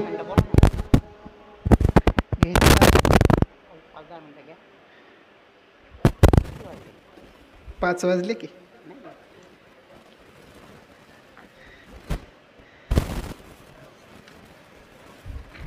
तेवढा आरतीला टाईम लागतो म्हणून केलं होतं मी. चालतं माझं काही अडचण नाही, उलट चांगलं आहे ते, लक्ष द्या. ऐका, हां बोली बालकृष्ण लाल की.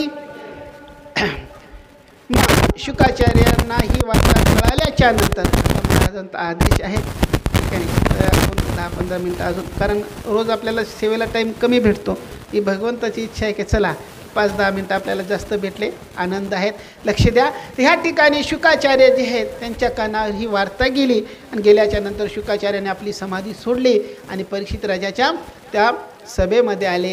सभेमध्ये आल्याच्या नंतर त्या ठिकाणी जे ऋषीमुनी बसलेले होते त्यांनी सांगितलं, बस आता आपल्याला मात्र काही विचार करायची गरज नाही. कारण कोणाला काही सुचतच नव्हतं की आता परीक्षित राजाला मोक्ष कसा मिळेल, त्याला 7 दिवसात कसं ज्ञान प्राप्त होईल आणि त्याच्या उद्धाराचा 7 दिवसात कसा कोणता उपाय करावा. सारे असे गोंधळून पडलेले होते. पण शुकाचार्यांना पाहिल्याच्या नंतर ते सारेचे सारे आनंदित झाले आणि त्यांना वाटलं की बस आता साक्षात मोक्ष ह्या ठिकाणी आलेला आहे, आपल्याला मात्र चिंता करायची गरज नाही. आणि म्हणून शुकाचार्यांचं आगमन झाल्याच्या नंतर सारे स्वागत करतात. स्वागतम स्वागतम सुस्वागतम, आइये महाराज पधारिये विराजिये असं म्हणून शुकाचार्यांचं स्वागत करतात. सुंदर अशा व्यास मंचावर व्यास आसनावर त्यांना विराजमान करतात. आणि मग परीक्षित राजा त्या ठिकाणी शुकाचार्यांची पूजा करत आहे. तेवढ्या त्या ठिकाणी ते ऋषी जे होते ना ते सांगतात, महाराज जास्त पूजेच्या भानगडीत पडू नका, कारण शुकाचार्यांना जास्त सोहळं आवडत नाही, कारण ते त्यागी आहे. जास्त पूजेच्या भानगडीत जर पडले त्याच्या मनात जर आलं तर उठून निघून जातील. याच्यासाठी जे आलेले आहेत ना ते आधी कार्य साध्य करून घ्या. त्या ठिकाणी परीक्षित राजा शुकाचार्यांची पूजा करतो. पूजा झाल्याच्या नंतर मग परीक्षित राजा शुकाचार्यांना प्रश्न करतो, महाराज अतः पृच्छामि सौसिद्धिं योगिनां परमं गुरुं पुरुषस्य यत् कार्यं म्रियमाणस्य सर्वथा. सांगत आहे की महाराज माझा एक प्रश्न आहे की महाराज जो म्रियमान जो पुरुष आहे, जो मरणासन्न जो पुरुष आहे, त्या मरणासन्न पुरुषाने काय केलं पाहिजे. आता परीक्षित राजाला 7 दिवस होते आहे ना, तो मरणासन्न होता महाराज. आणि असा असणारा मरणासन्न असणारा परीक्षित राजा आहे ना, तर त्याने विचारला, प्रश्न केला की मरणासन्न पुरुषाने काय केलं पाहिजे. हा जो प्रश्न आहे हा खरंच परीक्षित राजाचा प्रश्न आहे का आपला प्रश्न आहे. हा कधी कधी आपण विचार केला पाहिजे. काल मी सांगितलं महाराज कधीतरी आपण एकांतात विचार करून केला पाहिजेत की परीक्षित राजाच्या जीवनामध्ये तरी 7 दिवस होते, आपल्या जीवनामध्ये तर त्याची शाश्वती नाही. पुढचे 7 सेकंद 7 मिनिट आहे ना 7 निमिष आपल्याला प्राप्त होतील याची मात्र शाश्वती नाही. गॅरंटी का बरं आहे का नाही. पुढचं आता संध्याकाळचा स्वयंपाक आपल्याला खाता येईल, गॅरंटी का आहे ना. नंतरच्या आता हरिपाठाला आपण राहता येईल अशी गॅरंटी आहे का, विश्वास आहे का, नाही ना महाराज. कारण आपल्याला याची शाश्वती नाही की कधी आपल्याला गुचकी येईन आणि कधी आपल्याला अटॅक येईन आणि कधी आपला श्वास बंद होईल आहे ना, हे मात्र सांगता येत नाही. म्हणून त्या ठिकाणी आपण सारेच कसे आहोत, मरणासन्न आहोत, मरणाच्या दारात आपण उभे आहोत. म्हणून मरणाच्या दारात उभे असणाऱ्या पुरुषाने काय केलं पाहिजे हा परीक्षितीचा प्रश्न नाही, आपला साऱ्यांचाच प्रश्न आहे. म्हणून याच्यावर विचार केला पाहिजे. आणि त्याच्या प्रश्नाचं उत्तर देत असताना शुकाचार्य सुंदर उत्तर देतात. त्याचं उत्तर ऐकात महाराज सांगतात, महाराज तस्मात् भारत सर्वात्मा भगवान ईश्वरो हरिः श्रोतव्य कीर्तितव्यश्च स्मर्तव्यश्च ताभयाम. तस्मात् भारत सर्वात्मा सांगत हे परीक्षित राजा, हे भारत, परीक्षितीला बोलत आहे, हे भारत जो मरणासन्न पुरुष आहेत ना त्यांनी काय केलं पाहिजे तर भगवान ईश्वरो हरिही, जो भगवान आहे, तो ईश्वर आहे, जो हरी आहे, जो परमात्मा जो आहे त्याचं काय केलं पाहिजे, श्रोतव्य कीर्तितव्यश्च स्मर्तव्यश्च ताभयाम, त्याचं मात्र त्या ठिकाणी श्रवण केलं पाहिजे. म्हणजे त्या ठिकाणी पहिली भक्ती सांगतात त्या भगवंताचं श्रवण केलं पाहिजे आहे ना. 9 भक्तीमध्ये आहे ना त्या ठिकाणी नारद भक्तिसूत्रामध्ये त्या ठिकाणी भागवतामध्ये सुद्धा वर्णन केलेलं आहे का नाही. त्या भक्त प्रल्हादानी 9 प्रकारची जी भक्ती सांगितलेली आहे त्यात 9 प्रकारच्या भक्तीचा कपिल भगवंताने आपल्या आईला देहूतीला उपदेश केलेला आहे.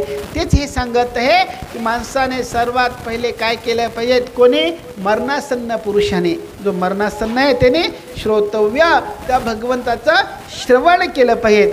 श्रवण ही पहिली भक्ती आहे म्हणून त्याचं श्रवण केलं पाहिजे. आणि दुसरी गोष्टी दुसरं सांगतात मला कीर्तितव्यश्च, श्रवण केल्याच्या नंतर ते ऐकल्याच्या नंतर त्याचं काय केलं पाहिजे, कीर्तन केलं पाहिजे, म्हणजे त्याचं भजन केलं पाहिजे. आणि तिसरी गोष्ट सांगत आहे स्मर्तव्य, आणि मग मात्र त्याचं त्या ठिकाणी स्मरण केलं पाहिजे असं त्या ठिकाणी सांगत आहे.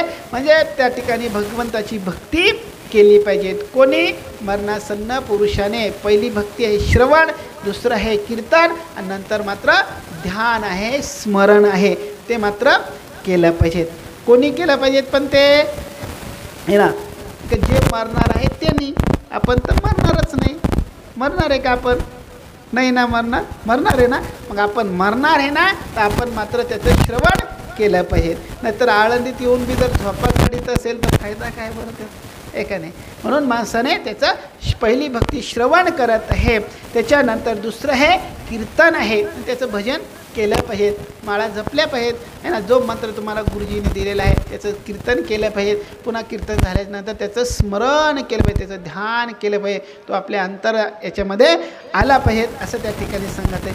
हे सारं खरं आहेत महाराज, पण ते होत नाही ना आमच्याकडून, आहे ना. मग त्या ठिकाणी संत महात्मे आपल्याला सूट देतात महाराज, त्या ठिकाणी सांगतात महाराज, मग तुम्ही म्हणाल तुमच्या कीर्तनासाठी, तुमच्या त्या श्रवणासाठी, तुमच्या स्मरणासाठी आम्हाला वेळ तरी कुठं आहे का नाही. आम्हाला इकडं जायचं, तिकडं जायचं, याला भेटायचं, त्याला भेटायचं, आहे ना. बरेच कार्य आहे ना आपल्यात मागं, किती कार्य आहेत बरं आपल्या मागं. आता इथं तर भरतच काम आहे आपल्याला, आहे का नाही, किती काम आहेत महाराज, आहे का नाही. तुम्ही म्हणाला आम्हाला वेळ नाही महाराज, मग आम्ही कसं करायचं, सारं कामं सोडून द्यायचे का. सांगतात महाराज, नाथ महाराज तर लय सुंदर सांगतात, कामामध्ये काम काही म्हणा राम राम, आहे ना. कामामध्ये काम, त्याचं भजन केलं पाहिजे. करसे कर्म करो विधी नाना, मन राखव जा कृपा निधाना, आहे ना. आपलं जे काम आहे ना ते करत राहा, आहे ना. हाताने काम करत राहा, पण मनाने मात्र त्याचं चिंतन करत राहा, मनाने त्याचं कीर्तन करत राहा, मनाने त्याचं स्मरण करत राहा, त्याचं ध्यान करत राहा, असं सांगत आहे. तुम्हाला काय त्या ठिकाणी संन्यास घ्यायला सांगत नाही, तुम्हाला काय वनामध्ये जायला सांगत नाही, आहे ना. तुमचं जे काम दिलेलं आहे प्रारब्धाने, तुम्हाला जे काम आलेलं आहे ते काम करत राहा, पण त्या ठिकाणी वाणीने मात्र त्याचं कीर्तन करत राहा, कानाने त्याचं श्रवण करत राहा, आहे ना. मनाने त्याचं स्मरण करत राहा, ते कामामध्ये काम. संत महात्मे किती आपल्याला सूट देतात महाराज, किती मात्र सोपा उपाय सांगतात महाराज. नाथ महाराज बघा महाराज किती सोपा, दळीता कांडिता उठता बसता भांडताना, आहे ना, काही काम तुमचं जे असेल ते करा, पण भगवंताचं मनाने काय करा, चिंतन करा. महाराज ते सारं बरोबर आहे, पण मन मात्र आमचं स्थिर राहत नाही ना. तुम्ही गंज म्हणतात मनाने भजन करा, पण तेच अवघड आहे ना, मन आमचं एकाग्र राहत नाही, स्थिर राहत नाही. त्या मनाला स्थिर राहण्यासाठी तरी काहीतरी उपाय सांगितला पाहिजेत, असं त्या ठिकाणी सांगत आहे. आणि मनाला जर स्थिर करायचं असेल तर सांगतात महाराज, जित आसनो जित श्वासो जित संगो जितेंद्रिय स्थूले भगवते रूपे मन संधारे धिया. सांगत आहे त्या ठिकाणी माणसाने मनाला ताब्यात ठेवण्यासाठी, मनाला एकाग्र करण्यासाठी सर्वात पहिला उपाय सांगते जित आसनो. माणसाने एका आसनावर बसण्याचा अभ्यास केला पाहिजे, आहे ना, स्थिर बसण्याचा अभ्यास केला पाहिजे. त्याच्यानंतर सांगत आहे जिथं श्वासो, माणसाने आपल्या श्वासावर नियंत्रण ठेवलं पाहिजे, आहे ना. वजे हळूहळू ढाळे हे होतं महाराज. अभ्यास जर केला ना तर श्वासावर नियंत्रण जर ठेवायचं असेल तर रोज सकाळी लवकर उठून प्राणायाम केला पाहिजे, ते योगा केला पाहिजे. त्याच्यानंतर सांगत आहे की जिथं संगो, माणसाने सर्वात महत्त्वाचं आहे संघाला जिंकलं पाहिजे. तुम्ही कोणाच्या संगतीला राहता त्याला खूप महत्त्व आहे ना. संत ते सांगतात पहा, संगत करे संतन की तो दो दो बात होय, संगत करे गधे की तो दो दो लात खाय, है ना. आता तुमच्या मनावर आहे, तुम्हाला लाता खायच्या का दोन ज्ञानाच्या गोष्टी ऐकायच्या. संगतीला खूप महत्त्व आहे, परमार्थामध्ये संगतीला खूप महत्त्व आहेत महाराज, है ना. ते म्हणतात ना महाराज, ढेकणाच्या संगे हिरा भंगला, है ना. जर ढेकणाची जर संगत केली अशा करोडो किमतीचा, है ना, अमोल किमतीचा हिरासुद्धा काय होतो, भंगून जातो महाराज. म्हणून संगत चांगल्याची करा, संगतीला परमार्थामध्ये खूप महत्त्व आहे, है ना. संगत त्या ठिकाणी सांगतात, संगत करे बढ़न की तो बढ़त जाय, असं वर्णन करतात महाराज. म्हणून संगतीला परमार्थामध्ये खूप महत्त्व आहे, म्हणून संगत चांगल्याची केली पाहिजे. आपण म्हणतो ना महाराज, आहे ना, ढवळ्या शेजारी पावळा बांधला, वान नाही येत महाराज, पण गुण मात्र नक्की लागतोच महाराज.